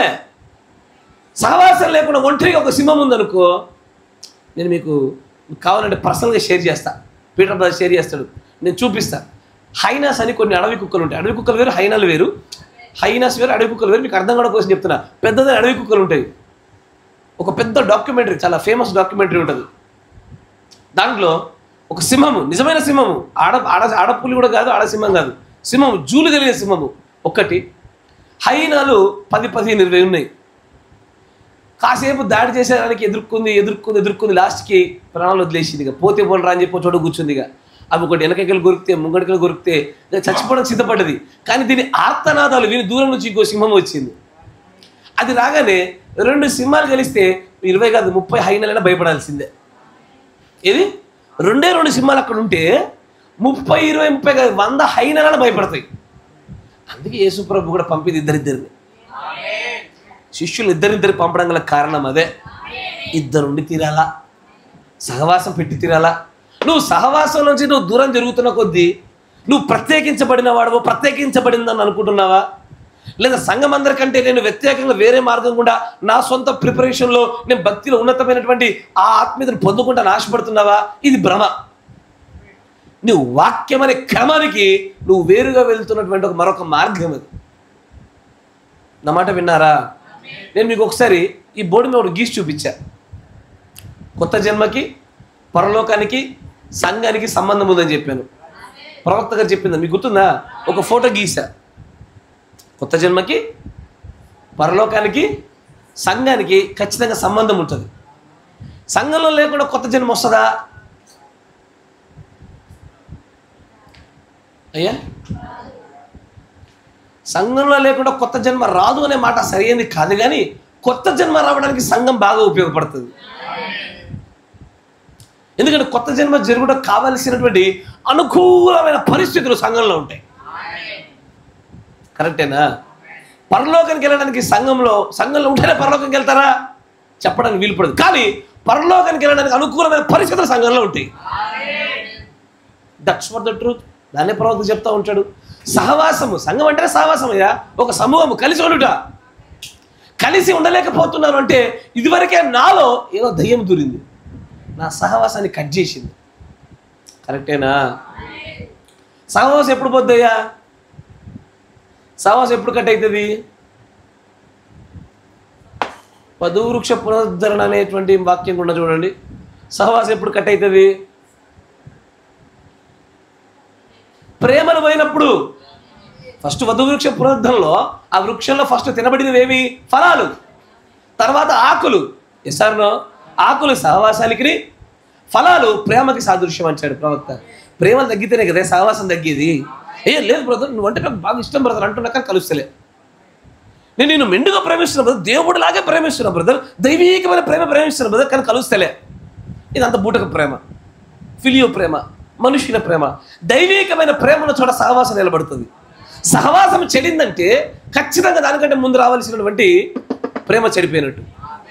ఇప్పుడు నేను అంటున్నాను ఏమని, నాకు పీటర్ గారు అంటే ప్రేమ ఎందుకు, నాకు ఆయన ద్వేషమే ఏమన్నా, నాకు ఆయన ద్వేషమేం లేదు. నేను ఎట్లా ప్రేమిస్తున్నా, నాకంటే ఎక్కువగా క్రీస్తులాగా ప్రేమిస్తున్నా అంటున్నా.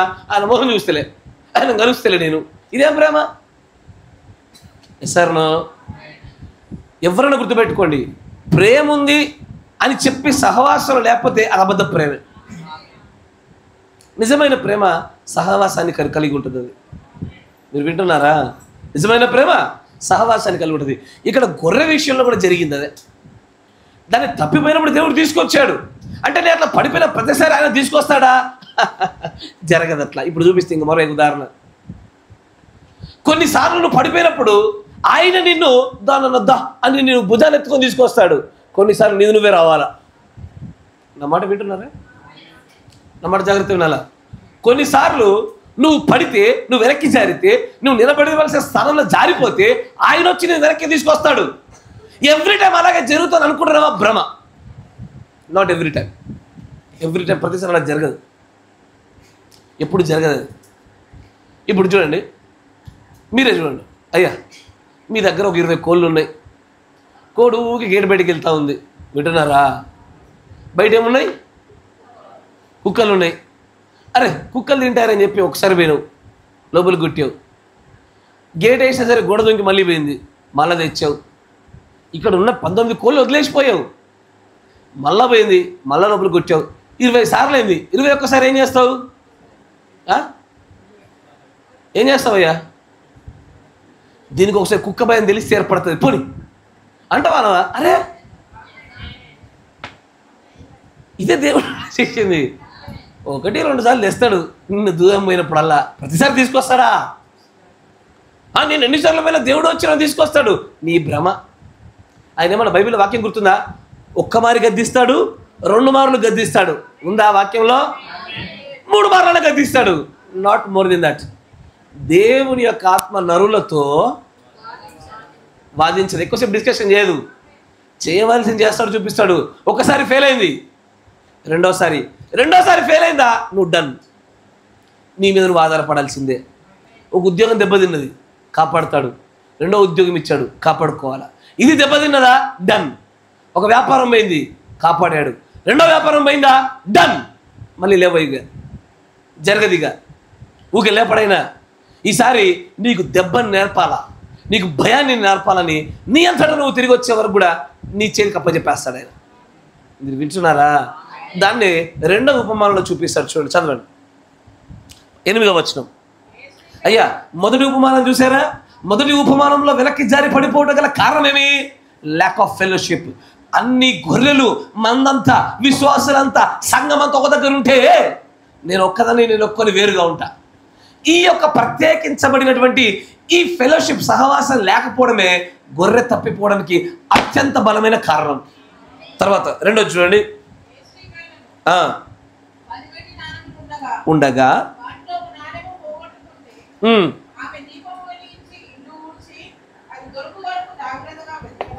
జాగ్రత్తగా గమనించాను. ఇక్కడ ఈ ఉపమానాన్ని దాదాపు ప్రవక్త ద్వారా వివరించబడిన విధానాల్లో ఒక 10 భాగాలు చెప్పొచ్చు. అంత పెద్ద ఉపమానం ఇది. ఇక్కడ జ్ఞానము అనేకమైన విషయాలకు సూచన, చాలా అంటే చాలా విషయాలకు సూచన. దీంట్లో జ్ఞానం అనేటువంటిది విడుదలకి, విమోచనకు కూడా సూచన. సంఖ్యాకాండంలో మీరు చూస్తే 18వ అధ్యాయం చూడండి. సంఖ్యాకాండము 18వ అధ్యాయం 16వ వచనం.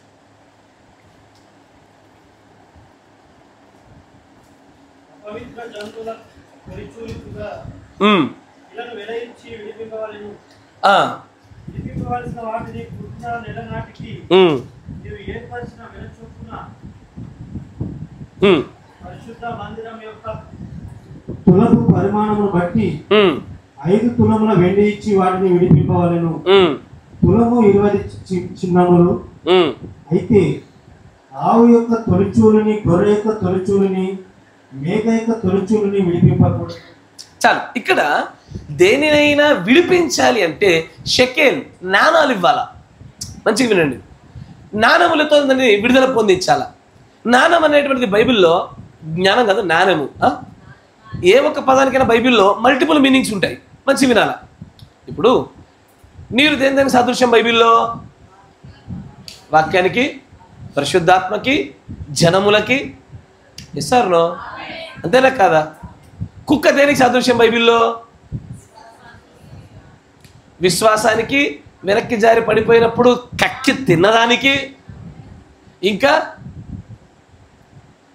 అరే యెజబెలు ఆత్మ కలిగిన దానికి. Yes or no? బైబిల్లో ఏదైనా ఒక విషయము దాన్ని అనేకమైన చోట్ల పాజిటివ్గాను నెగిటివ్గాను మల్టిపుల్ విధానాల్లో సందర్భానుచితంగా సమయోచితంగా వాడబడతా ఉంటుంది. అక్కడ మంచి వినాల. నాణ్యాలు కూడా విడుదలలో భాగంగా వాడబడతాయి. షెకెల్స్. ఇక్కడ ఒక స్త్రీ ఉంది. స్త్రీ అంటే ఏదో ఒక సంఘమే. ఈ సంఘము ఏది? ఇప్పటికే విడుదల పొందబడిన సంఘం. అది దానికి విడుదల వచ్చేసింది. 10కి 10 నాణాలు కలిగింది. కానీ కలిగి ఉన్న వాటిలో ఒక్క నాణాన్ని పోగొట్టుకుంది. ఇప్పుడు నేను పైన చదివిన ఉపమానాన్ని మీరు దృష్టిలో ఉంచుకుంటే ఈ రెండవ ఉపమానాన్ని చూడండి. తనకి ఇవ్వబడినటువంటి మహిమలో తన విడుదలను పోగొట్టుకొని తన స్వతంత్రతలో మరల దాస్యత్వంలోనికి వచ్చినప్పుడు ఆ దాస్యత్వంలో నుంచి జారిపడిపోయిన పరిస్థితిలో నుంచి ఆమెను మరలా తిరిగి తీసుకురావలసిన ఆ పోగొట్టుకునే నాణాన్ని మళ్ళీ సంపాదించుకోవాల్సిన పరిస్థితిలో దేవుడు వచ్చాడా? ఎవరైనా సహాయపడ్డారా? తప్పిపోయిన గొర్రెపిల్లగా ప్రతిసారి నన్ను ఎత్తుకొస్తాడు అనుకుంటున్నావా? నీ భ్రమల కాలంలో నుంచి దాని నుంచి బయటికి రా. నీ అంతటా నువ్వు రావలసిన పరిస్థితులు దేవుడిని నిలబెడతాడు. నువ్వు పోగొట్టుకున్నావా? నువ్వే వెతకాలా. వెతుకుటలో ఉపయోగపడేది తోడ్పడేది పరిశుద్ధాత్ముడు. కానీ పడినప్పుడు నువ్వే రావాలా. ఇజ్రాయెల్తో మాట్లాడుతున్నప్పుడు O backslidden people come turn back to me, నేను మిమ్మల్ని వెనక్కి తిప్పుతా అనలే, మీరు వెనక్కి తిరిగి రండి, మీ తిరుగుబాటుతాను నేను మానుపుతాను అన్నాడు ఆయన. మీరు వింటున్నారా? Yes, of course. తప్పిపోయిన గొర్రెపిల్ల వెనక్కి రావాలి ఆశపడ్డదా? తిరిగిందా? తప్పిపోయిన గొర్రెపిల్ల మందలో కలవడం కోసం వెతుకుతుందా? కాదు. అది వ్యక్తిగతంగా నా ఒంటరి భక్తి అని చెప్పి తిరుగుతానే ఉంటుంది. అది దానిని దేవుడు కృప చూపి తీసుకొచ్చి పెట్టాడు. ఎన్ని మార్లు పెడతాడు? 1 మారు 2 మార్లు వాదన లేకుండా ఆయన కృపలో కొన్నిసార్లు జరుగుతుంది. కానీ తర్వాత కూడా తనకు ఇవ్వబడిన అవకాశాన్ని కృపని ఇలాగే నానాన్ని పోగొట్టుకుంటే మాత్రము it is time for the believer to come back by himself. ఆ విశ్వాసి తనంతట తానే రావాలా. Yes sir. ఇప్పుడు అయ్యా మీరు సంఘానికి రాలే, నా నుంచి ఫోన్ వస్తుందా? రెండోసారి రాలే, మీ ఇంటికి వస్తానా? మూడోసారి రాలే, వస్తానా? వస్తాను. 20 సార్లు రాలే, వస్తానా? ఇక రాను. మీకోసం ప్రార్థన చేసి మీ అంతటా మీరు రావడం కోసం ఎదురు చూస్తారు. దేవుడు అదే చేస్తాడు. ఊరికి తప్పిపోయిన గొర్రె పిల్లలు ప్రతిసారి మిమ్మల్ని మీరు చూసుకోబాకండి. దానికి ప్రత్యేకమైన నియమాలు ఉంటాయి. ఆ every promise of God has its conditions. కరెక్టేనా? దేవుడి ప్రతి వాగ్దానానికి షరతులు ఉన్నాయి. ఆ షరతుల్లోనే ఆ వాగ్దానం నెరవేర్పు కనబడతా ఉంటుంది. నువ్వు తప్పిపోయావా? తీసుకొస్తాడు కొన్ని మార్లు, కానీ కొన్నిసార్లు నువ్వే రావాలా. You have to come by your self. ప్రతిసారి ఇప్పుడు ఎట్లుంటో తెలుసా? నేను ఈసారి సంఘానికి రాను, చూద్దాం, పాస్టర్ ఫోన్ చేసుకుంటూ చేయడం, ఆ విషయం నాకు తెలిసింది అనుకో, నేను చేయను. నువ్వు కనుక నన్ను పరీక్షించడం కోసం చేసామని తెలిసింది అనుకో, నేను చేయను. ఎందుకు? పడతామని పడ్డావు, నేను లేపను. నువ్వు కావాలని పడ్డావు, లే. నువ్వు కావాలని జారినావు బిడ్డ, నువ్వు లే. కానీ నువ్వు విజయం కోసం ప్రయత్నించగా జారావా, నిన్ను హత్తుకొని మరి పైకి లేపాలా. ఎందుకంటే నువ్వు విజయం కోసం ప్రయత్నిస్తున్నావు సిన్సియర్గా. ఈ రెంటికి వ్యత్యాసం ఉంది. ఆమేన్. కానీ రెండవసారి చూడండి, మొదటిసారి ఏమో వెనక్కి జారి పడిపోవడానికి తప్పిపోవడానికి గల కారణం ఏంటయ్యా అంటే సహవాస దోషం. ఈ రెండవసారి నాన్నని చూసారనుకోండి, దీనిలో ఏందయ్యా దోషం అంటే నిర్లక్ష్యం. ఏదది? ఇగ్నోరెన్స్. దేవుడు దీని గురించి బైబిల్లో రాస్తాడయ్యా, మామూలుగా ఉండదు. బికాజ్ యూ ఇగ్నరెంట్ పీపుల్ అంటాడు ఆయన. ఎస్ఆర్నో? కావాలనే వారు నిర్లక్ష్యాన్ని చూపుతారు. తమ యొక్క పవిత్రతను కాపాడుకోవడంలో శ్రద్ధ కలిగి ఉండకుండా నిర్లక్ష్యాలు వ్యవహరించినందున ఇప్పుడు ఆమె నాణ్యం ఎందుకు పోయింది? ఖాళీగా కూర్చో సమయంలో పడుతుందా? ఏదైనా పని చేస్తుంటే పడుతుందా? నువ్వు కూర్చున్నావయ్యా, కూర్చున్నప్పుడు టప్పని పడ్డది, ఏర్పడదా నీకు జ్ఞానం పడ్డదని? జ్ఞానం పడి దొరకట్లేదంటే జ్ఞానానికంటే ఎక్కువగా నువ్వు ఏదో ఒక విషయానికి అత్యధిక ప్రాధాన్యత ఇస్తే పడ్డానికి తెలియకుండా జారిపోయి ముందుకు పోయావు. ఏ సార్, నా చెయ్యికి వాచ్ ఉందయ్యా, ఖాళీ కూర్చున్నా, టక్కన దిగిపోయి కింద పడ్డది. తెలుసా తెలదా? తెలిసింది. నేనేం చేస్తున్నా, ఏదో పని జరుగుతుంది, పనిలో పని ఉన్నా, కాసేపు చూసుకుంటే చేతికి వాచ్ లేదు, నాకేం తెలిసి ఎడబడ్డది, ఎత్తకాలి ఇప్పుడు నేను. కరెక్టేనా? అంటే జ్ఞానమును కాపాడుకున్నట కంటే అంతకంటే అత్యధికమైన శ్రద్ధ వేరే ఏదో ఒక పనికి అప్పచెప్పడం వల్ల జ్ఞానాన్ని పోగొట్టుకుంది, పోయిందని పట్టుకోలేకపోయింది. వెనక్కి జారి పడిపోవడానికి, తప్పిపోవడానికి మరొక కారణం ఏంటయ్యా? నిర్లక్ష్యం. దేని మీద? ఘటమును, పవిత్రతను, భక్తిని కాపాడుకోవటం మీద పెట్టవలసినటువంటి శ్రద్ధ లేక లోకానుసారమైన పనుల పట్ల కలిగిన శ్రద్ధే, భక్తి పట్ల నిర్లక్ష్యమే వెనక్కి జారి పడిపోతాం. ప్రార్థన జరుగుతూ ఉంటుంది, ఇంట్లో కూర్చుంటా, పాటలు నడుస్తూ ఉంటాయి, సరే వాక్యం చెప్పే సమయానికి వెళ్దాంలే, ఏముంది ఒకసారి మిస్ అయితే యూట్యూబ్లో చూసుకోవచ్చు. యూట్యూబ్కి డైరెక్ట్ ఉన్నదానికి వ్యత్యాసం ఉండదా అయ్యా? యూట్యూబ్లో ఉన్నదానికి డైరెక్ట్గా ఉన్నదానికి వ్యత్యాసం ఉంటుందా? రెండు కడుపు నింపుతాయి, కానీ వ్యత్యాసంగా నింపుతాయి అయ్యా. నీకు చిన్న ఉదాహరణ చెప్పనా? నేను బయటికి వెళ్ళి హోటల్లో ఫుడ్ తినిపించిన, ఇష్టంగా తింటావా? తినవా? రాత్రిపూట కూడా తినిపించిన, తెల్లారి పొద్దున తినిపించిన, మధ్యాహ్నం తినిపించిన, వరుసగా 3 పూటలు వారం రోజులు తినిపించిన బయట. నీకు మా పీటర్ లాంటి అయితే తెల్లారా అంటాడు, ఏమో తెలుసా? ఉద్దర బాబు నాకు పప్పు కావాలంటాడు. అంటే వంద పని నేను తిరిగిన కాబట్టి. ఎందుకంటే హోమ్ ఫుడ్కి అలవాటు పడ్డ మన దేహాలకు బయట ఫుడ్ నడవదు. ఏదో ఒక్కొక్కసారి అప్పుడప్పుడు ఏదో దిక్కుతోచక తప్పనిసరి పరిస్థితుల్లో దాన్ని ఎంజాయ్ చేస్తాం, కానీ దాని మీద బతకాలు రన్నం అనుకో ఏమవుతుంది? కడుపు అయితే నిండుద్ది, కానీ డయేరియా వస్తుంది, టైఫాయిడ్ వస్తుంది. బయట ఫుడ్ తింటే ఏమొస్తుంది అయ్యా? అన్ని రోగాలు వస్తాయి. ఎసారునా? అట్టాగే అచ్చంగా యూట్యూబ్ మీద ఆధారపడుతున్నాం అనుకో, సహవాసం ఎగిరిపోద్ది, ప్రేమలు ఎగిరిపోతాయి, ఉత్తేజాలు కలగవు, పరిశుద్ధాత్మ అభిషేకాలు కలగవు. ఈ యూట్యూబ్ మీద ఆధారపడడం వల్ల జీవితాలు ఇట్టాగే బయట ఫుడ్ మీద ఆధారపడ్డట్టు నిండుతుంది కడుపు, కానీ సైడ్ ఎఫెక్ట్స్ ఉంటాయి. ఎస్ఆర్నో? ఇంట్లో చేసుకున్న కొంచెం శ్రమ ఎక్కువ. ఏం చేయాలా? కడగాల, కట్టింగ్ చేయాలా, వండాలా, తలకాయ నొప్పి ఉంటుంది. అట్టాగే స్థానిక సంఘంలోకి వచ్చి వాక్యం వినాలంటే కూడా వ్యాపారాలు మానాలా, ఉద్యోగాలు మానాలా, పనులన్నీ ఆపేయాలా, ప్రయాణాలు చేయాలా, వాతావరణ పరిస్థితులు, ప్రతికూల పరిస్థితులు ఎదుర్కోవాలా, కూర్చోవాలా, మోకాలు నొప్పులు తెప్పించుకోవాలా, నిద్రలు చేయించాలా, మొహాల మీద నీళ్ళు కొట్టుకోవాలా, ఆవలింతలు వస్తే దాచుకొని అనాలా. ఈ బాధలన్నిటికీ వెనకాల ఆరోగ్యం దాగుంటుంది. అదే వ్యత్యాసం. యూట్యూబ్లో ఆధారపడి బతికేవాలని చూస్తుంటే నాకు అప్పుడు ఆశ్చర్యం కలుగుతుంది. అంటే వీళ్ళు కనీసము రాబోయే 5 ఏళ్లలో నా జీవితం ఏమైపోద్ది ఇలాగే సాగితే అనే ఆలోచన కూడా వాళ్ళకి లేదు. రాబోయే 5 ఏళ్లలో ఇదే భక్తి విధానం కొనసాగిస్తే నా భక్తి ఎలా ఉంటుంది? ఇప్పుడున్న దానికంటే మెరుగ్గా ఉంటుందా? ఒకప్పుడు జయించిన పాపాన్ని జయించగలుగుతానా అని తను ఇవాల్యుయేట్ చేసుకుంటే, చూసుకుంటే ఫెయిల్ అయిపోతారు. సహవాసం అంత గొప్పదయ్యో. తెలుసు మన లోకల మొహాలు చూసుకొని బోరు కొడుతుంది కొద్ది రోజులకి. కొడుతుందా? కొడుతుంది. ఏం చేస్తాం? కొత్తలు బాగానే ఉంటుంది అన్ని మొహాలు. తర్వాత చూసి ముఖ్యంగా పాస్టర్ గారు నాకు బాగా తెలుస్తాయి ఇట్లాంటివి.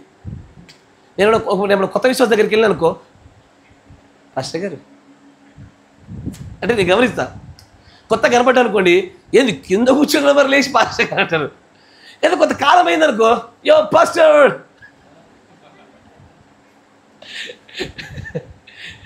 సాధారణమే. ఎందుకంటే సహవాసాలు ముందుకు సాగుతున్న కొలది ప్రేమలు ఎక్కువైపోయి గౌరవాలు తగ్గాల. నా మాట వింటున్నారా? అరే ప్రేమలు అత్యధికం అవుతున్నప్పుడు గౌరవాలు తగ్గుతాయి. అవునా కాదా? సరే మీకు ఉదాహరణ చూపిస్తా. పెళ్ళిళ్ళు అయిన వాళ్ళు, మీకు పెళ్లి చూపులు అయినాయా? పెళ్లి చూపులకు అయినప్పుడు మీరు వెళ్ళగానే మీ ఆవిడ ఎట్టొచ్చిందే మీ దగ్గరికి? మర్యాదతో, గౌరవంతో, భక్తి ఛాయలు ఇచ్చిందా లేదా? ఈలే అంటే మీ పెళ్లి చూపులు కాలే, కానీ పెళ్ళి ఇప్పుడు చూడండి ఎట్లుంది. కాదు అంటే ఏమైంది?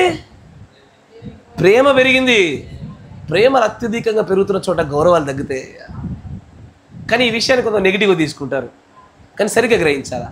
భయంతో కూడుకున్న గౌరవం ఉండదు, ప్రేమతో కూడుకున్న గౌరవాలు పెరుగుతాయి. ఈ వ్యత్యాసం పెరుగుతూ ఉంటుంది. అనేకమైన విషయాల్లో పరిశీలనాత్మకంగా చూస్తున్నప్పుడు మనం భక్తులు ఎలా ఎదుగుతున్నాము, సమూహంగా, వ్యక్తిగతంగా, కుటుంబంగా కనబడేది అక్కడే. సహవాసం చాలా శక్తివంతమైంది. అయ్యో నా మాట జాగ్రత్త వినండి. ఏదో ఇరుకు, ఇబ్బంది, బాధ కలిగి దూరంగా ఉన్నామా, ఏదో మాటకు పెరిగిందనో, ఏదో మనం చెప్తుంటే ఎవడు వినట్లేదనో మనల్ని పట్టించుకోవట్లేదని చెప్పేసి సహవాసం నుంచి పక్కకి జరిగావా, ఓ తప్పిపోయిన గొర్రె, దేవుడు వచ్చేలాగా తోడలు వచ్చి నెత్తుకపోకుండా జాగ్రత్త పడు. ఈసారి నేను తీసుకురాడేమో, ఈసారి నువ్వే నీ దారి నువ్వే వెతుక్కొని రావాల్సిందేమో. ప్రతిసారి దూరం జరిగి దేవుడే నన్ను కాపాడాలని చెప్పి ఆయన మీద ఊకే భారం ఎత్తబాక. Sometimes it is your responsibility to come back. ప్రతిసారి దేవుడు తీసుకురాడు, నువ్వు రావాలా, నువ్వు తీసుకురావాల్సిందే, నువ్వే తెచ్చుకోవాలి, తప్పదిగా నిన్ను నువ్వే అలంకరించుకోవాలా. ఎస్ఆర్నో ఆమేన్. ఇక రెండో విషయంలో చూస్తే మనకు అదే అర్థమవుతుంది. తప్పిపోయినటువంటి నాన్న విషయంలో కూడా ఆమె ఎందుకు తప్పిపోయిందయ్యా అంటే, ఎందుకు వెనక్కి జారి పడిపోతుందయ్యా అంటే, ఆమె దగ్గర ఉన్నటువంటి ఆ నిర్లక్ష్య ధోరణి, వాక్యం కన్నా దేవుడి కన్నా తను కలిగి ఉండి కాపాడుకోవాల్సి 10 నాణాల కన్నా అత్యధికమైన ఆసక్తి చుట్టుపక్కల అనేకమైన విషయాల పట్ల కలిగి ఉండడమే తను పడిపోవడం గల అత్యంత పెద్ద కారణం. అవునా కదా? తర్వాత మనందరికీ తెలిసిన బాగా అతిపెద్ద మరొక లేఖనం, మరొక విషయం చూద్దాం చూడండి. 11వ వచనం. మరియు ఆయన ఇట్లా నేను ఒక మనుషునికి ఇద్దరు కుమారులు ఉండిరి.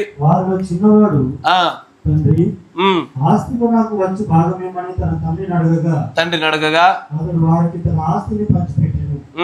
కొన్ని దినమైన తర్వాత ఆ చిన్న కుమారుడు సమస్తము దోచుకొని దూరదేశంలో ప్రయాణమైపోయి అక్కడ తన ఆస్తిని దుర్వ్యాపారం వలన పాడు చేసింది. అదంతే ఖర్చు చేసిన తర్వాత ఆ దేశంలో గొప్ప కరువు రాగా వాడు ఇబ్బంది పడసాగి వెళ్ళి ఆ దేశస్తులలో ఒకరి చింత చేరేను. చాలు. అసలు ఇద్దరు జారిపడిపోవడం గల కారణం ఏంటంటే, తన పని తను చూసుకోగలుగుతానని, తన తండ్రి తన ఇంటి వారితో ఉన్న వారందరితో కలిసి జీవించడానికి ఇష్టపడక హీ స్టార్టెడ్ ఫీలింగ్ ఇండిపెండెంట్.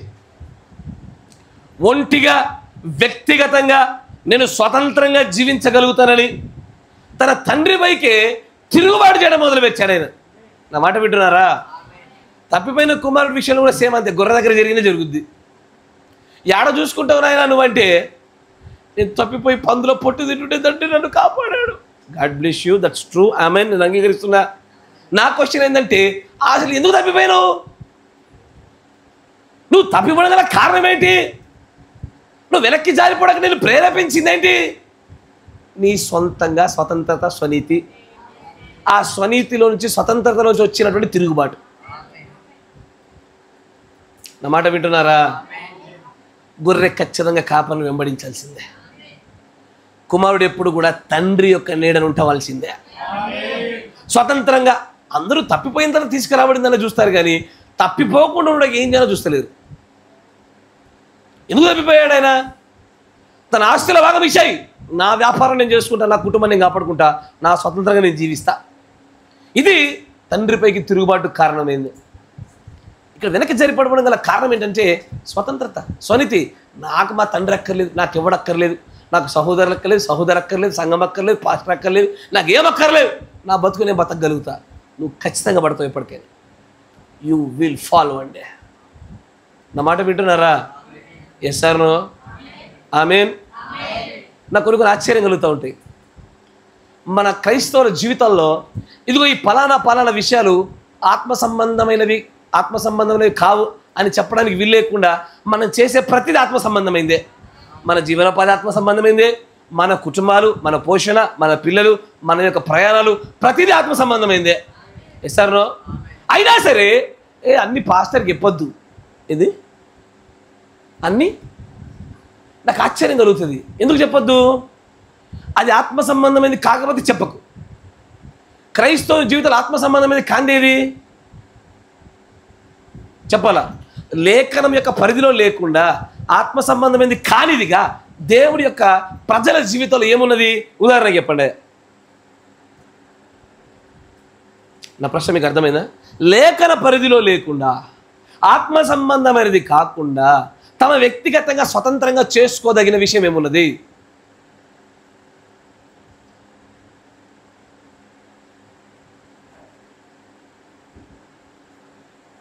పిల్లలు కనడం కనకపోవడం ఆత్మీయతల భాగమేనా?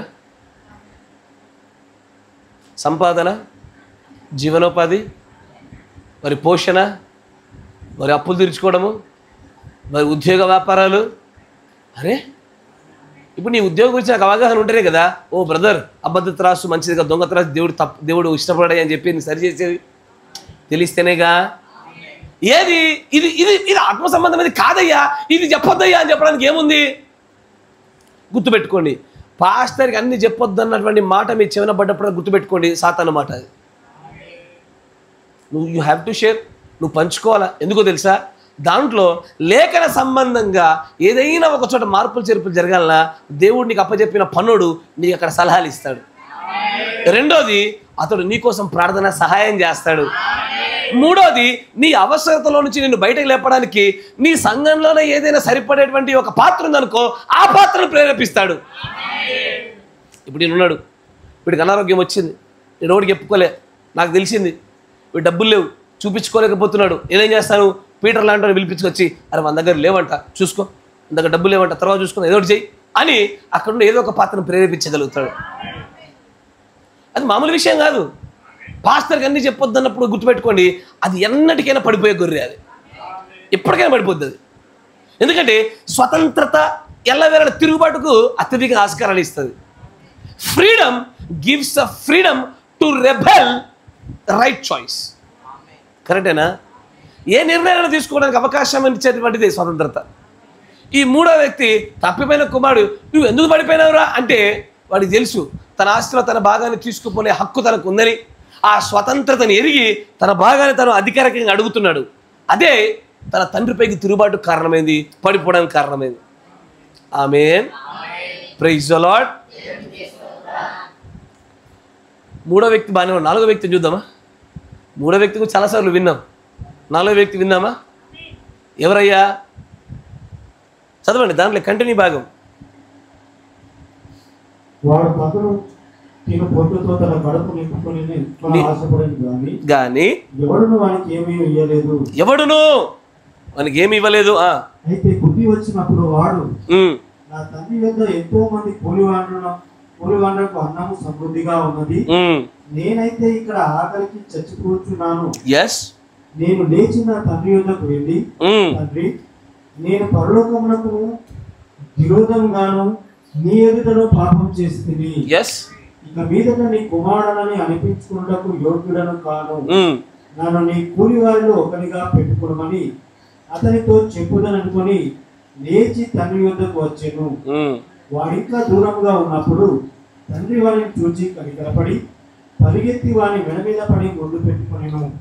అప్పుడు ఆ కుమారుడు అతనితో, తండ్రి, నేను పరలోకమునకు విరోధంగాను నీ ఎదుటను పాపం చేస్తుని, ఇక మీదట నీ కుమారుడని అనిపించుకోవడం యోగ్యుడను కాననేను. అయితే తండ్రి తన దాసులను చూచి ప్రశస్త వస్త్రము త్వరగా తెచ్చి వీనికి కట్టి వీని చేతికి ఉంగరం పెట్టి పాదములకు చెప్పులు తొడిగించుడి, కొవ్విన దూడను తెచ్చి వధించుడి, మనము తిని సంతోషపడదాము. ఈ నా కుమారుడు చనిపోయి మరలా బ్రతికెను, తప్పిపోయి దొరికినని చెప్పెను. అంతటా వారు సంతోషపడసాగిరి. అప్పుడు అతని పెద్ద కుమారుడు పొలంలో ఉండెను. వాడు పొలం నుండి వచ్చు ఇంటి దగ్గరకు రాగా వాద్యములు నాట్యములు జరుగుట విని దాసులలో ఒకని పిలిచి ఇవి ఏమిటని అడగగా ఆ దాసుడు అతనితో, నీ తమ్ముడు వచ్చి ఉన్నాడు, అతడు తన యొద్దకు సురక్షితంగా వచ్చినందున నీ తండ్రి క్రొవ్విన దూడను వధించనెను. అయితే అతడు కోపపడి లోపలికి వెళ్ళనొల్లకపోయాడు కనుక అతని తండ్రి వెలుపలకు వచ్చి చాలా గమనించాడు. చిన్నోడు ఏం చేసిండు? స్వతంత్రతతో తిరుగుబాటు చేసిండు. నేను తండ్రి ఇంట్లో ఉండను, నేను వెళ్ళిపోయి వ్యక్తిగతంగా జీవిస్తాను. పెద్దోడు ఏం చేసిండు? కోపం వచ్చి ఇంట్లోకి పోకుండా కూర్చున్నాడు. మీకు అర్థమవుతుందా? ఇప్పుడు ఇద్దరు ఇంటి బయట ఉండడానికి ఇష్టపడ్డారు, కారణాలు వేరు. చిన్నోడేమో స్వతంత్రత, నా డబ్బు, నా ఇష్టము, నా సంసారము నేను చూసుకుంటా అని వీడు వెళ్ళిపోయాడు, వీడి ఇంట్లో ఉండా అంటాడు. జరిగిన సందర్భాన్ని సరిగ్గా గ్రహించలేక కోపంతో నేను ఇంట్లోకి రాని ఈడు కూర్చున్నాడు. ఇద్దరు ఇంటి బయట ఉండడానికి ఇష్టపడేటోళ్ళే. వింటున్నారా? తండ్రి ఇంట ఉండకుండా పోటే జారిపోడు పోట. మీరు వింటున్నారా? ఈ పెద్దన్న ఎందుకు పడిపోయాడు?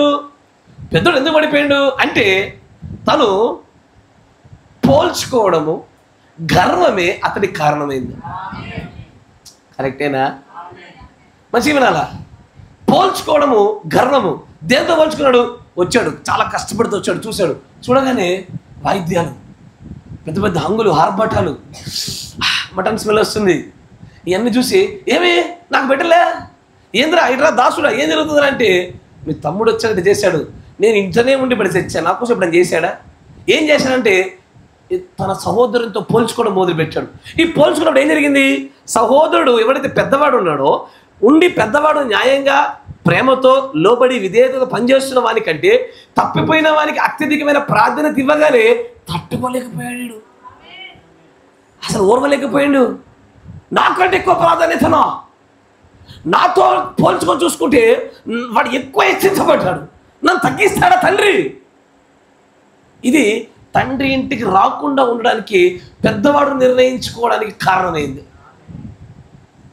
కానీ ఇతడు విధేయుడు అవ్వడం వల్ల, నమ్మకంగా పనిచేయడం వల్ల తండ్రి వెంటనే పెద్దవాడు ఇంట్లోకి రాకపోవడం చూసి వెంటనే బయటకు వచ్చేసి అది కాదు నాన్న అని అతనికి మళ్ళీ ఆధారం ఆడని చెప్పి లోపల తీసుకొచ్చాడు.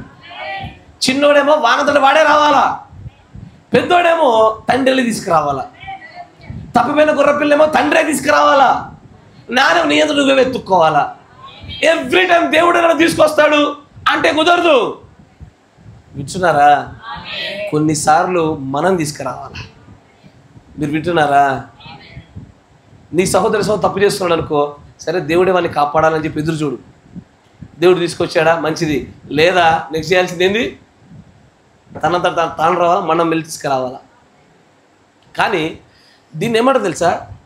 ఈ పోల్చడం చాలా భయంకరమైనటువంటిది. దీన్ని కూడా ఒక వర్తమానం ఉంటుంది, స్పిరిట్ ఆఫ్ కంపారిజన్ అంటారు దాన్ని. ఏంటది? స్పిరిట్ ఆఫ్ కంపారిజన్ అంటే ఏంటో తెలుసా? ఎదుటోడితో పోల్చుకున్నప్పుడు నిన్ను నువ్వు వానికంటే తగ్గించుకోవడానికి ఎప్పుడు నీ మనసు అంగీకరించదు. కానీ వాక్యం ఏమంటుంది?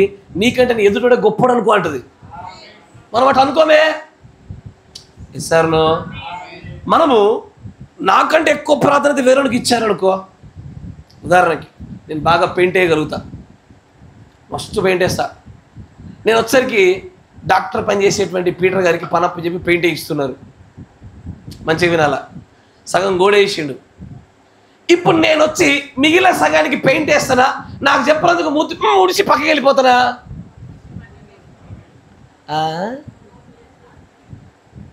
మీరు వింట్లే. అరే చేస్తే గీసి ఎవరు చేయాలా? నేనే చేయాలా? అంతా ఎవరు జరగాల? ఇదే ఆ పెద్ద కుమారుడులో ఉన్నటువంటి గర్వం అనే ఆత్మ ద్వారా వెనక్కి జారిపడిపోయాడు ఆయన.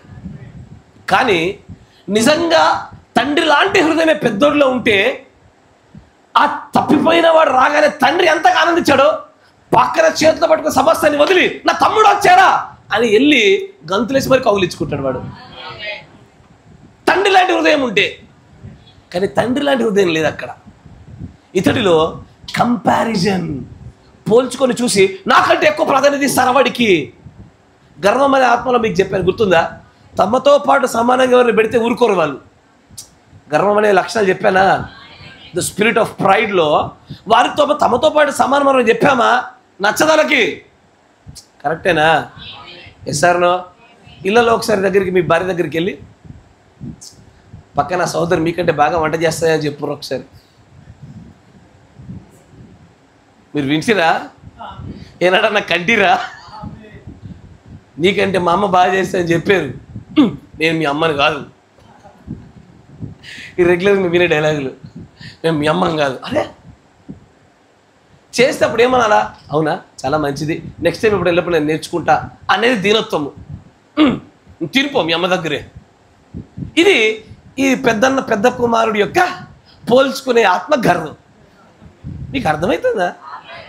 నేను చెప్పేది మీ హృదయాలు బాధపడద్దని వేరే వేరే ఉదాహరణలు చెప్తున్నా. మీ మధ్యలో మీకు జరిగిన మీకు తెలుసు. మీకు అర్థమవుతుందా? నేరుగా మళ్ళీ చెప్తే మరి గుండెలు బాదుకుంటారు మళ్ళీ. కానీ ఎందుకు ఈ వాక్యాలు? మనల్ని మనం సరి చేసుకోవడానికి. ఇప్పుడు బ్రదరు స్టార్టింగ్లో ప్రార్థన చక్కగా చేశారు. ప్రభా మేము మార్చబడాలని ఆశపడుతున్నాము. ఏది చెప్తే మాట్లాడు ప్రభా. ఇది ఆయన మాట్లాడుతున్న మాటలు. ఇది లేఖన భాగం. ఇది నీకన్నా పక్కోడు గ్రేడ్ అంటే అవును బ్రదర్ అను. నీకన్నా వాడు బాగా పనిచేస్తాడంటే అవును బ్రదర్ అను. నీకన్నా పక్కోడి పని చాలా బాగుందంటే అవును రాదు. లేదు, ఎట్లుండాలా? నాకంటే ఎక్కువ ప్రాధాన్యత ఇస్తాను వాడికి.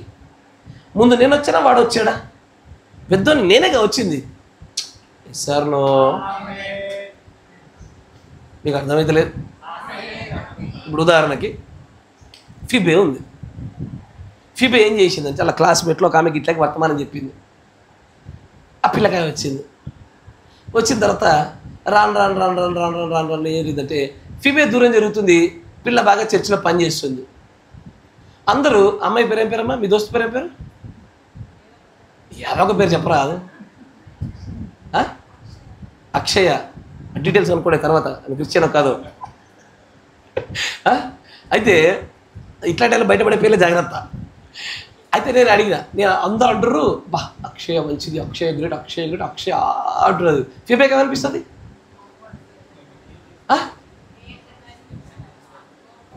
అరే నాకు నువ్వు చెప్పేది వినిపిస్తలేదే నాకు.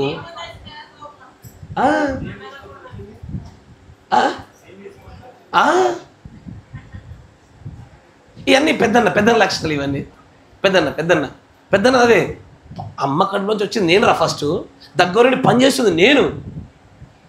రాక వచ్చిన వాళ్ళు ఆడు తప్పిపోయినాడు, వారు వాడికి అంత ప్రాధాన్యత ఇస్తారా? పోల్చుకున్నాడు. బైబిల్ వాక్య ప్రకారంగా నీకన్నా ప్రతి ఒక్కడు గొప్పడు అనుకోవాల్సిందే. ఇది ఆజ్ఞ. నా దగ్గరకు వచ్చి బ్రదర్ నీకంటే అగో ఆ బ్రదర్ బాగా చేస్తాడా, మంచిది బ్రదర్, ఏముంది ఎవరి దగ్గర నేర్చుకుంటే నేర్చుకోదగిన దగ్గర ఉండకపోతుందా? ఇది దీనత్వంలో మనం చేసే పని.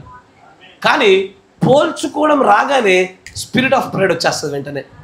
ఒకసారి ఎదుటోడితో నాకెందుకు ఇలాంటి స్థితి ఇవ్వలేదు, నేను కదా దీనికి అర్హుణ్ణి, నాకంటే వాడు ఎట్లా అర్హుడు అవుతాడు, ఈ యొక్క కంపారిజన్ రాగానే గర్వం వస్తుంది. గర్వం వచ్చింది ఆటోమేటిక్ ఏమొస్తుంది?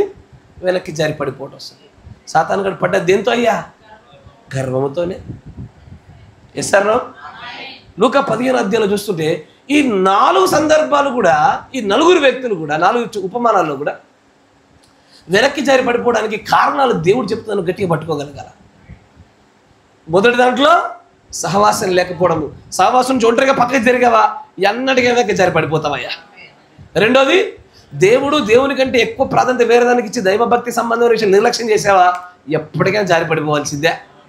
తర్వాత స్వతంత్రతను తీసుకొని తిరుగుబాటు చేసావా పడిపోవాల్సిందే. నాలుగోది, పోల్చుకొని గర్వం ఆత్మ తెచ్చుకున్నావా పడిపోవాల్సిందే. ఎస్ఆర్నో? పడిపోతామా మనం ఎప్పుడైనా? ఈ 4 ఎప్పుడైనా నీకు జరిగిందా?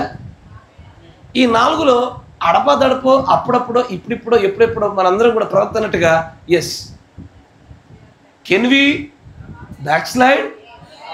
అబ్సల్యూట్లీ. ఎక్కడో చోట తెలిసి కూడా పడ్డామయ్యా మనం అందరము. నేను అని చెప్పడం లేదు, మనం అందరము. ఎందుకంటే ప్రవక్త వాక్యం చెప్పిన మాటలు ఇప్పుడు సత్యములే. ఆయన అంటాడు మనం జారి పడిపోతామా? అబ్సల్యూట్లీ. ఈ 4 ఎక్కడో ఒక చోట తెలియక పడ్డామయ్యా ఈ ఉపమానరీతిలో. కానీ ఏం చేయాలా? పడ్డవాడు దేవుడి యొక్క ప్రవర్తన అంటే చూడండి. మంచిగా జాగ్రత్త అండి, ఇది బాగుంది. ఇంకొకటి కూడా చూపించాలి, మరొకటి కూడా చూపించాం. ఎంతది? పడిపోవడం గల కారణాలు మరొకటి కూడా చూపిద్దామా? ప్రవక్త చెప్తారు, చక్కగా ఉంటుంది చూడండి. 57-0908M. ఆసక్తిగా ఉన్నారా?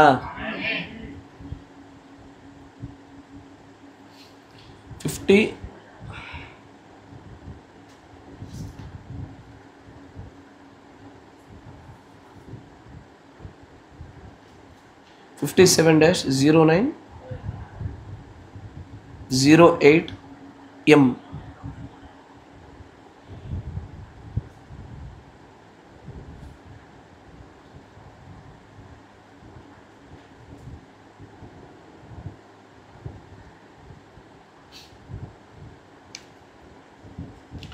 దాంట్లో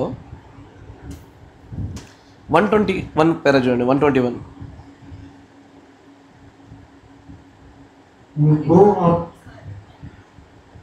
తెలుగులో ఉందా?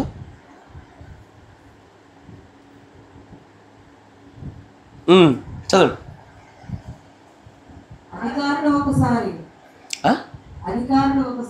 కాదు, అలా లేదు, ఇంగ్లీష్లో కాదు.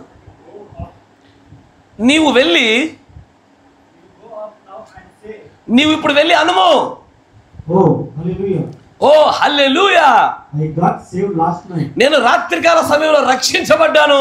But well, this God. కానీ మంచిది, దేవుడు దీవించబడును గాక. She made me backslide. కానీ ఆమెనే నేను వెనక్కి జారిపడబడు కారణమైంది. Hallelujah. ఏంటది? ఇప్పుడు పెద్దోడు ఏమంటాడు? ఎలా జారి పడిపోతే దేనికి రా అంటే మా తమ్ముడే కారణమయ్యా. ఏంది? పెద్దని ఎందుకు పడిపోయాడు? తమ్ముడు కారణం అంటాడు. నిజం చెప్పాడు, తమ్ముడు కారణమా వీడి సుబుద్ధి కారణమా? చాలామంది ఈ ప్రవక్త మాట చెప్పి నాకు అనిపిస్తుంది, ఎందుకమ్మా భక్తులు జారిపోతున్నావు, ఎందుకయ్యా భక్తులు జారిపోతుండే, మా ఆవిడే అని ఆయన అంటాడు, మా ఆయన అని ఈమంటది.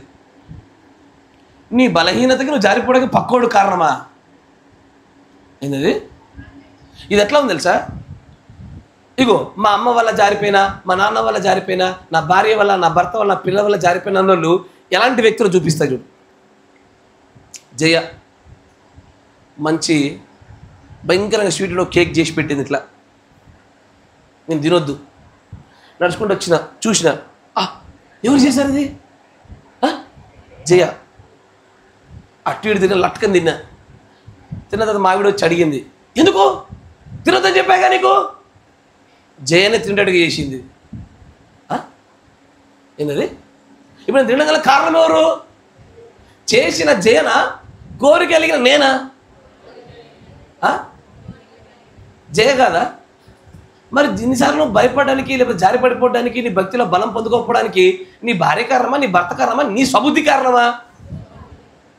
నీ భార్య నీ భర్త అట్లా ఉంటే జారిపోయి నువ్వు అనుకుంటున్నావు. నీకు తెలియ నిజమేందంటే అట్లా లేకపోయినా జారుతావు నువ్వు. ఎందుకంటే అది నీ స్వభావం కాబట్టి, అది నీ నేచర్ కాబట్టి, అది నీ యొక్క స్వభావంలో ఇమిడిపోయిన బీజం కాబట్టి. కరెక్టేనా? నిజంగా నీ స్వభావం అది కాదనుకో, నేను ఇదివరకు చెప్పిన మళ్ళీ చెప్తున్నా, కోపదారి మనిషి అయినా, దౌర్భాగ్యుడైనా, మంచివాడైనా, పవిత్రుడైనా, ఎవరికైనా చక్కెర తీయగానే ఉంటుంది. అవునా? అరే వీడు నన్ను దొంగతనం చేసుకొచ్చిండ్రా, వీడికి నేను తీయకుండా రా అంటుంది. అది దాని స్వభావం, అది దాని స్వభావం తీపి, ఎవరికైనా తీపిగానే కనబడుతుంది. నీ స్వభావం నిజంగానే భక్తి అయితే, పరిశుద్ధత అయితే, నీ భార్య ఎట్లున్నా, నీ భర్త ఎట్లున్నా, నీ పిల్లలు ఎలా ఉన్నా, నువ్వు నడిచే విధానం నడిచినట్టుగానే ఉంటుంది. ఎందుకమ్మా అన్ని బూతులు మాట్లాడుతున్నావు, మా ఆయన వల్లే అన్నావు అనుకో, మీ ఆయన కాదు కారణం, నీలోనే బూతులు అనేటువంటి ఆత్మ ఉంది. ఎవరైనా సరే నా భార్య వల్ల, నా భర్త వల్ల, నా పిల్లల వల్ల, ఇగో పలానా వాళ్ళ వాళ్ళు వెనక్కి జారి పడిపోయిన అన్నారా, వాళ్ళు పడిపోవడమే మాత్రం కాకుండా భ్రమపరచబడే ఆత్మలు కూడా ఉన్నారు. వాళ్ళు ఎవరెవరి వల్ల పడిపోరు, మనమే దురాశల చేత ఈడవబడి పడిపోతాం. అవునా? దాన్ని ప్రవక్త అంటాడు, ఆమె నన్ను పడేసింది.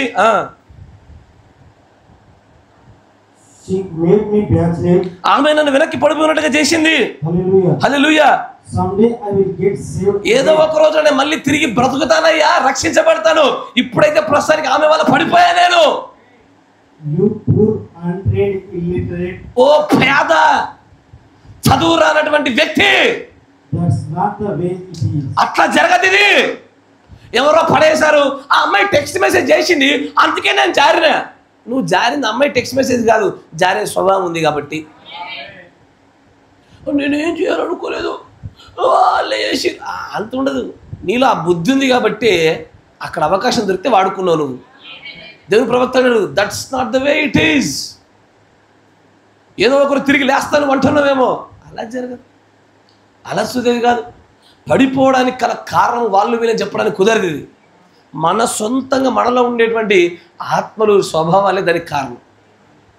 కానీ పడిపోయినప్పుడు ఏం చేయాలా? ఇక్కడ దేవుడి ప్రవక్త అంటాడు చూడండి,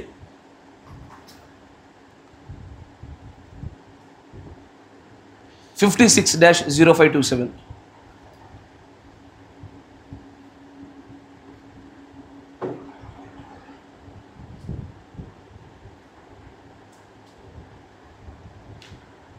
కాదేశ్ బర్నే అనే వర్తమానంలో 49వ పేర.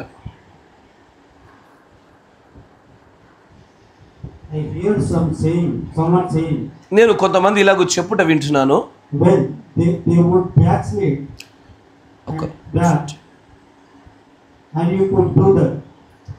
ఏంటది? They would back slide and back. కొంతమంది అంటున్నారు వెనక్కి జారి పడిపోయి మళ్ళీ వారు వెనక్కి వస్తున్నారని, మరి వారు అంటారు అది చేయగలుగుతారని. నేను దేవుడితో తప్పిపోయాను. If you are ever found with him, నీవు ఒకవేళ ఆయనతో నువ్వు మరలా తిరిగి తీసుకురావడానికి పట్టబడినట్లయితే you will never be lost with him. నువ్వు ఎన్నటికీ కూడా ఆయనతో పాటు మరలా తప్పిపోవు. Because God can't save you and then turn his back on you and turn you away. నా మాట జాగ్రత్త వినండి. ఎంత ఆదరణకరమైన వాక్యం తెలుసా? దేవుడు నీవు వెనక్కి పడిపోయినప్పుడు నేను తీసుకొచ్చి నిన్ను కాపాడినప్పుడు నువ్వు మళ్ళీ ఎప్పటికీ వెనక్కి పడిపోవు. నేను దేవుడు వెనక్కి తీసుకొచ్చాడు అంటేనే దాని అర్థము నువ్వు ఉండాలని ఆశపడుతున్నాడు. కరెక్టేనా? ఇప్పుడు ఉన్నాడు శంగా నాతో పాటు ఉండాలని అనుకోవట్లే, నేను కోరుకోవట్లే. ఆడు అన్న నేను ఉన్నాను వెళ్ళిపోతా అన్నప్పుడు నేనేమంటా సరే సరే సరే సరే అంట. అవునా కదా? ఒకవేళ నిజంగా వాడు నాతో ఉండాలని కోరుకుంటున్నాను అనుకో, లేదు కూర్చోరా కూర్చో అని నేను పంపను వాడిని. దేవుని ప్రవక్త అంచాడు, దేవుడు ఒకసారి మనల్ని కాపాడి వెనక్కి తీసుకుంటున్నాడు అంటే దాని అర్థము ఆయన మనల్ని ఉండాలని మనం కాపాడబడాలని ఆశపడుతున్నాడు. కొన్ని వందల మార్లు మనం పడిపోయినప్పుడు దేవుడు మనల్ని తిరిగి వెనక్కి తీసుకొచ్చాడా? అవిశ్వాసంలో కానీ, ప్రార్థనలో కానీ, భక్తిలో, ఆరాధనలో, సహవాసంలో కానీ ఎన్నిసార్లు మనం వెనక్కి తీసుకొచ్చాడో గుర్తుపెట్టుకో. అన్నిసార్లు ఆయన నిన్ను ప్రేమిస్తున్నాడని.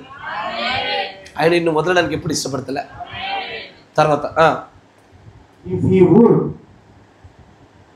ఒకవేళ నువ్వు నిజంగానే ఇన్నిసార్లు వెనక్కి వచ్చావు కదా, మంచిగా వినాలా, ఇన్నిసార్లు వెనక్కి వచ్చావు కదా, నువ్వు మళ్ళీ వెనక్కి జారిపోయి తప్పిపడిపోయి అట్లా వెళ్ళిపోయావు అనుకో,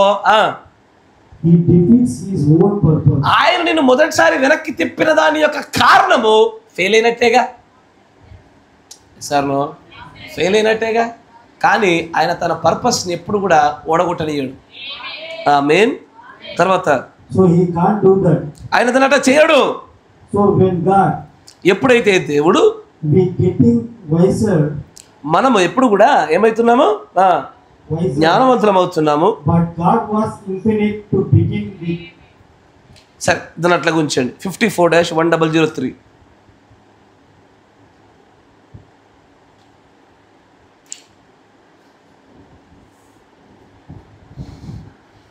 ఈ జూబ్లీ ఇయర్.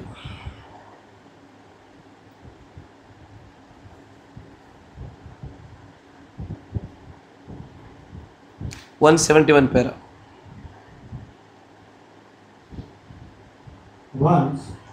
ఒకసారి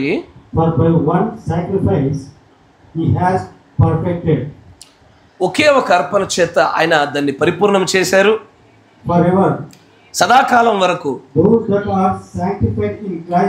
ఎవరైతే యేసుక్రీస్తులో పరిశుద్ధపరచబడ్డారో వారు ఒక్కసారి పరిశుద్ధపరచబడితే సదాకాలం వరకు పరిశుద్ధపరచబడినట్లే.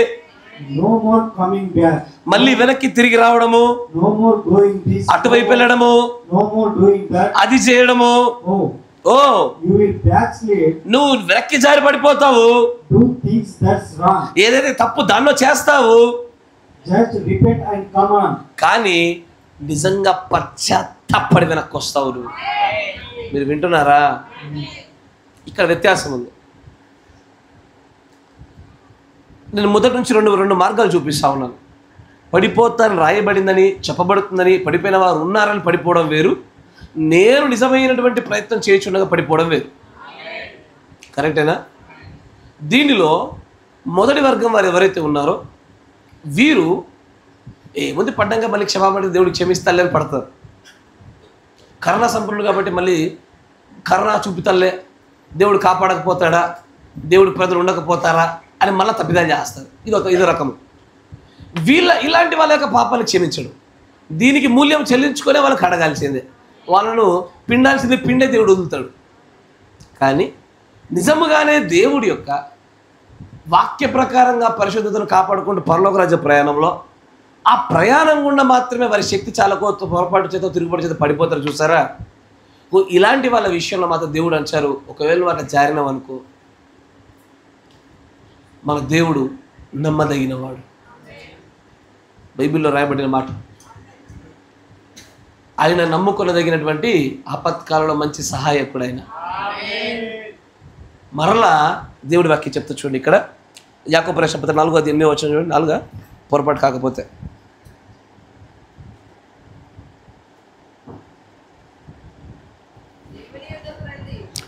ఎగ్జాక్ట్లీ దేవుడి యొద్దకు రండి, అప్పుడు ఆయన మీ యొద్దకు వచ్చును. మీ యొద్దకు వస్తాడు.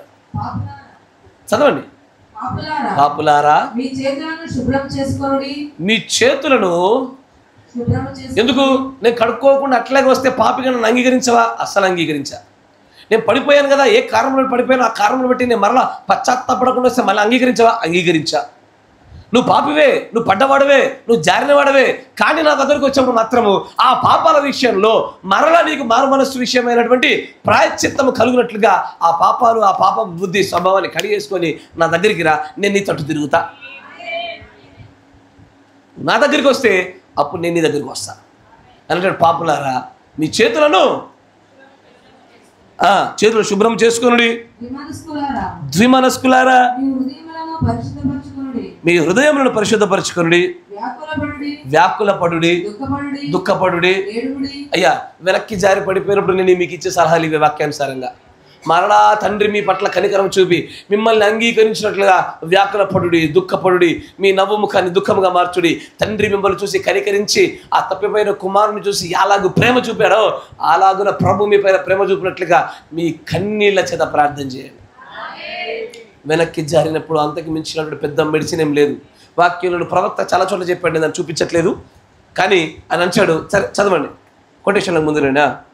ఆయన అంటాడు ఏమని? జస్ట్ రిపెంట్ అండ్ కమాన్. నీ కోసం అర్పించిన ఆ రక్తము జంతువు లాంటిదా, పక్షులు లాంటిదా? ఒక్కసారి అర్పించే సదాకాలం నిలిచిపోయే రక్తం అది. ఆ రక్తం ఉండగా నువ్వు చేయాల్సింది ఏం తెలుసా? హృదయాన్ని మార్చుకొని, స్వభావాన్ని మార్చుకొని మరొకసారి చేయను ప్రభు అని నువ్వు చేయాల్సిందల్లా రిపెంట్, మారు మనస్సు, నిజమైన మారు మనస్సు పొంది ప్రభు యుద్ధకి తిరిగి రావడమే.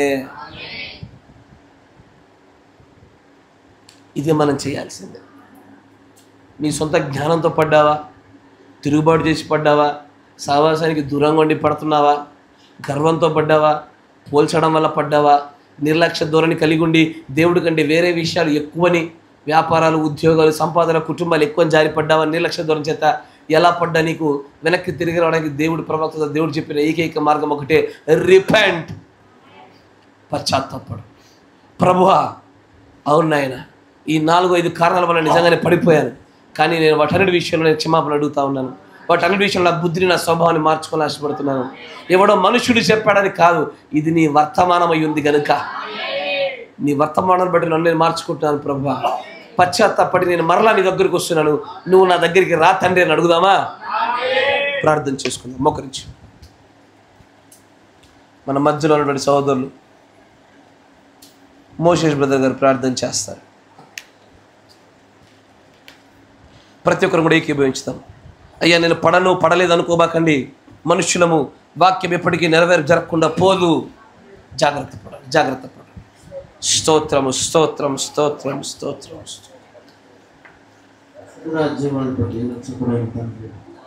సజీవుడైన దేవా, నువ్వు మాట్లాడే దేవుడు ప్రభువా, మా స్థితిగతులను చూసినటువంటి దేవుడు ప్రభువా, నిజమే తండ్రి ప్రభువా, మాకు ఏదైతే అవసరతగా ఉందో ప్రభువా, మాకు ఏదైతే కొరతగా ఉందో ప్రభువా, మేము దేంట్లోనైతే గుణపడాలనుకుంటున్నామో దాన్ని ఇచ్చావు ప్రభువా. నీకు కృతజ్ఞత వందనాలు తండ్రి ప్రభువా. అవును తండ్రి ప్రభువా, చెప్పబడినటువంటి తండ్రి ప్రభువా, వాటన్నిటిలో మేమందరం పడిపోయిన వారమే ప్రభువా. మమ్మల్ని క్షమించు తండ్రి ప్రభువా. మరలా తిరిగి తండ్రి ప్రభువా దుఃఖపడుతూ తండ్రి ప్రభువా, పశ్చాత్తాపంతో తండ్రి నీ యొద్దకు వస్తున్నాం తండ్రి ప్రభువా. మీరు చిందించినటువంటి రక్తం గుండా తండ్రి ప్రభువా, అది ఎల్ల వేళలా నిలిచి ఉండే యొక్క తండ్రి ప్రభువా అర్పణ అయి ఉంటున్నది తండ్రి, బలి అయి ఉంటున్నది ప్రభువా. నీకు స్తోత్రములు తండ్రి. ఆయన మేమే తిరిగి రావాల్సినటువంటి వారిగా ఉన్నాం ప్రభువా. అలాంటి కృపా భాగ్యమును ధన్యతను ప్రభువా ఇదిగో తండ్రి మాకు ఇచ్చిన విధానం బట్టి నీకు స్తోత్రములు తండ్రి. అయ్యా, దయతో తండ్రి ప్రభువా మా పశ్చాత్తాపములన్నీ తండ్రి ప్రభువా అంగీకరించవలసిందిగా ప్రార్థిస్తా ఉన్నాం. అయ్యా, మమ్మల్ని మన్నించవలసిందిగా ప్రార్థిస్తా ఉన్నాం ప్రభువా. మేము ఎల్లప్పుడు కూడా మీ రక్తం కింద ఉంచబడినట్టుగా సాయం చేయండి తండ్రి ప్రభువా. మా పాపములను, దోషములను, అతిక్రమములు అన్నింటినీ కూడా క్షమించవలసిందిగా ప్రార్థిస్తా ఉన్నాం నాయన తండ్రి ప్రభువా. మరి నాయన ఇదిగో తండ్రి ప్రభువా, మరి నాయన మాలో ఉన్నటువంటి ఆ గర్వ స్వభావములు తండ్రి ప్రభువా, ఆ స్వతంత్రతంత్రం ప్రభువా, నిర్లక్ష్యాన్ని తండ్రి ప్రభువా, సమస్తాన్ని కూడా మీరు తీసివేయమని ప్రార్థిస్తా ఉన్నాం ప్రభువా. తండ్రి ప్రభువా నీకు వందనాలు ప్రభువా.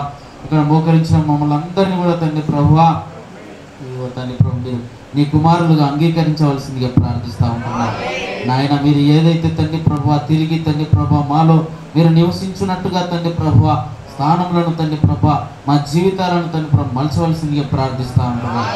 సహాయం చేయవలసిందిగా ప్రార్థిస్తూ ఉన్నాను తండ్రి. ముందున్న దినాలంతట్లో కూడా తండ్రి ప్రభువా ఇదిగో తండ్రి ప్రభువా మరి నాయన ఇదిగో పడిపోకుండా తండ్రి ప్రభువా మరి నాయన ఇదిగో ఎల్లప్పుడూ తండ్రి ప్రభువా మిమ్మల్ని సిలువ వైపు చూస్తూ ఆ పునరుద్ధరణ శక్తి వల్ల తండ్రి ప్రభువా మరి నాయన ముందుకు కొనసాగే భాగ్యం అందరికి అనుగ్రహింపజేయమని ఈ విన్న వాక్యమును తండ్రి ప్రభు అందరిలో ఫలింపజేయమని ప్రార్థిస్తాము. నీకే మహిమయో ఘనతయో ప్రభావాలు చెల్లిస్తున్నాం తండ్రి.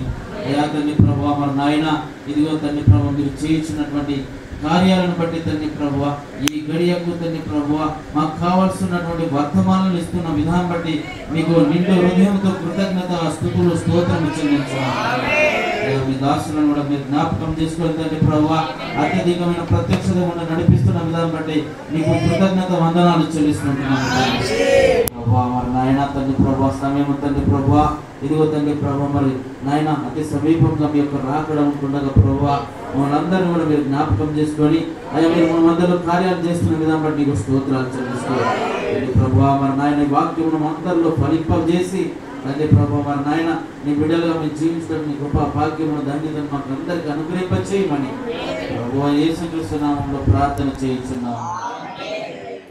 పరిశుద్ధాత్ముడా సర్వశక్తి సంపన్నుడా సర్వములో సర్వమైన మా తండ్రి, అవును నాయన ఇజ్రాయేలీలు వెనక్కి జారి పడిపోయినప్పుడు వారి యొక్క తిరుగుబాటును ఎన్నో అనేకములని చెప్పబడిన రీతిగానే మేము కూడా ప్రభు అనేక సార్లు జారి పడిపోయి ఆ తిరుగుబాటుల యొక్క సమూహాన్ని తండ్రి ప్రభు పెద్ద రాశిగా ఎంతో గొప్ప సంఖ్యగా చేసుకుని ఉన్న ప్రజలమే అయినను నీ ప్రవక్త ద్వారా ముందుగానే చెప్పిన రీతిగానే అవును ప్రభు మేము చేసేటువంటి ఈ భక్తి జీవిత ప్రయత్నాల్లో మా నియంత్రణలో లేకుండా జరిగేటువంటి ఆ వెనక్కి జారి పడిపోవడనే కార్య విషయంలో, అంతేకాకుండా రాయబడి ఉన్నదని నిర్లక్ష్య ధోరణితో జారిపడిపోయే విధానంలో అనేకమైన విషయాల గురించి మీరు మాతో మాట్లాడినారు.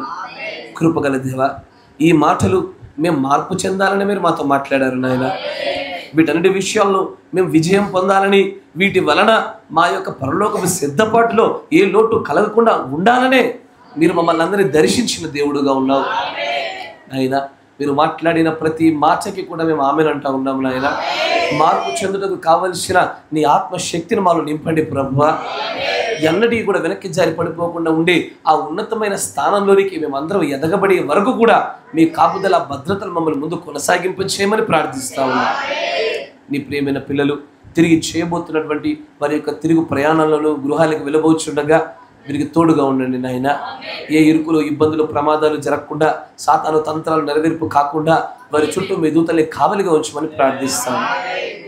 నీ కృపచేత సహవాసంలో నుంచి నీ ప్రేమైన పిల్లలు ఎవరు దూరంగా జరగకుండా ఉండులాగున, నీ కార్యాల పట్ల నీ పట్ల నిర్లక్ష్యమును చూపకుండా ఉండులాగున, స్వతంత్రతతో తిరుగుబాటు చేయకుండా ఉండులాగున, తమను తాము వేరొక వారితో పోల్చుకునే గర్వమని ఆత్మను అధికంగా వారు పొందుకోకుండా ఉండులాగున, నీ పరిశుద్ధాత్మ అభిషేకం చేత వీరందరూ ఎన్నడికి పడిపోకుండా వీరిని కాపాడమని ప్రార్థిస్తా ఉన్నాను.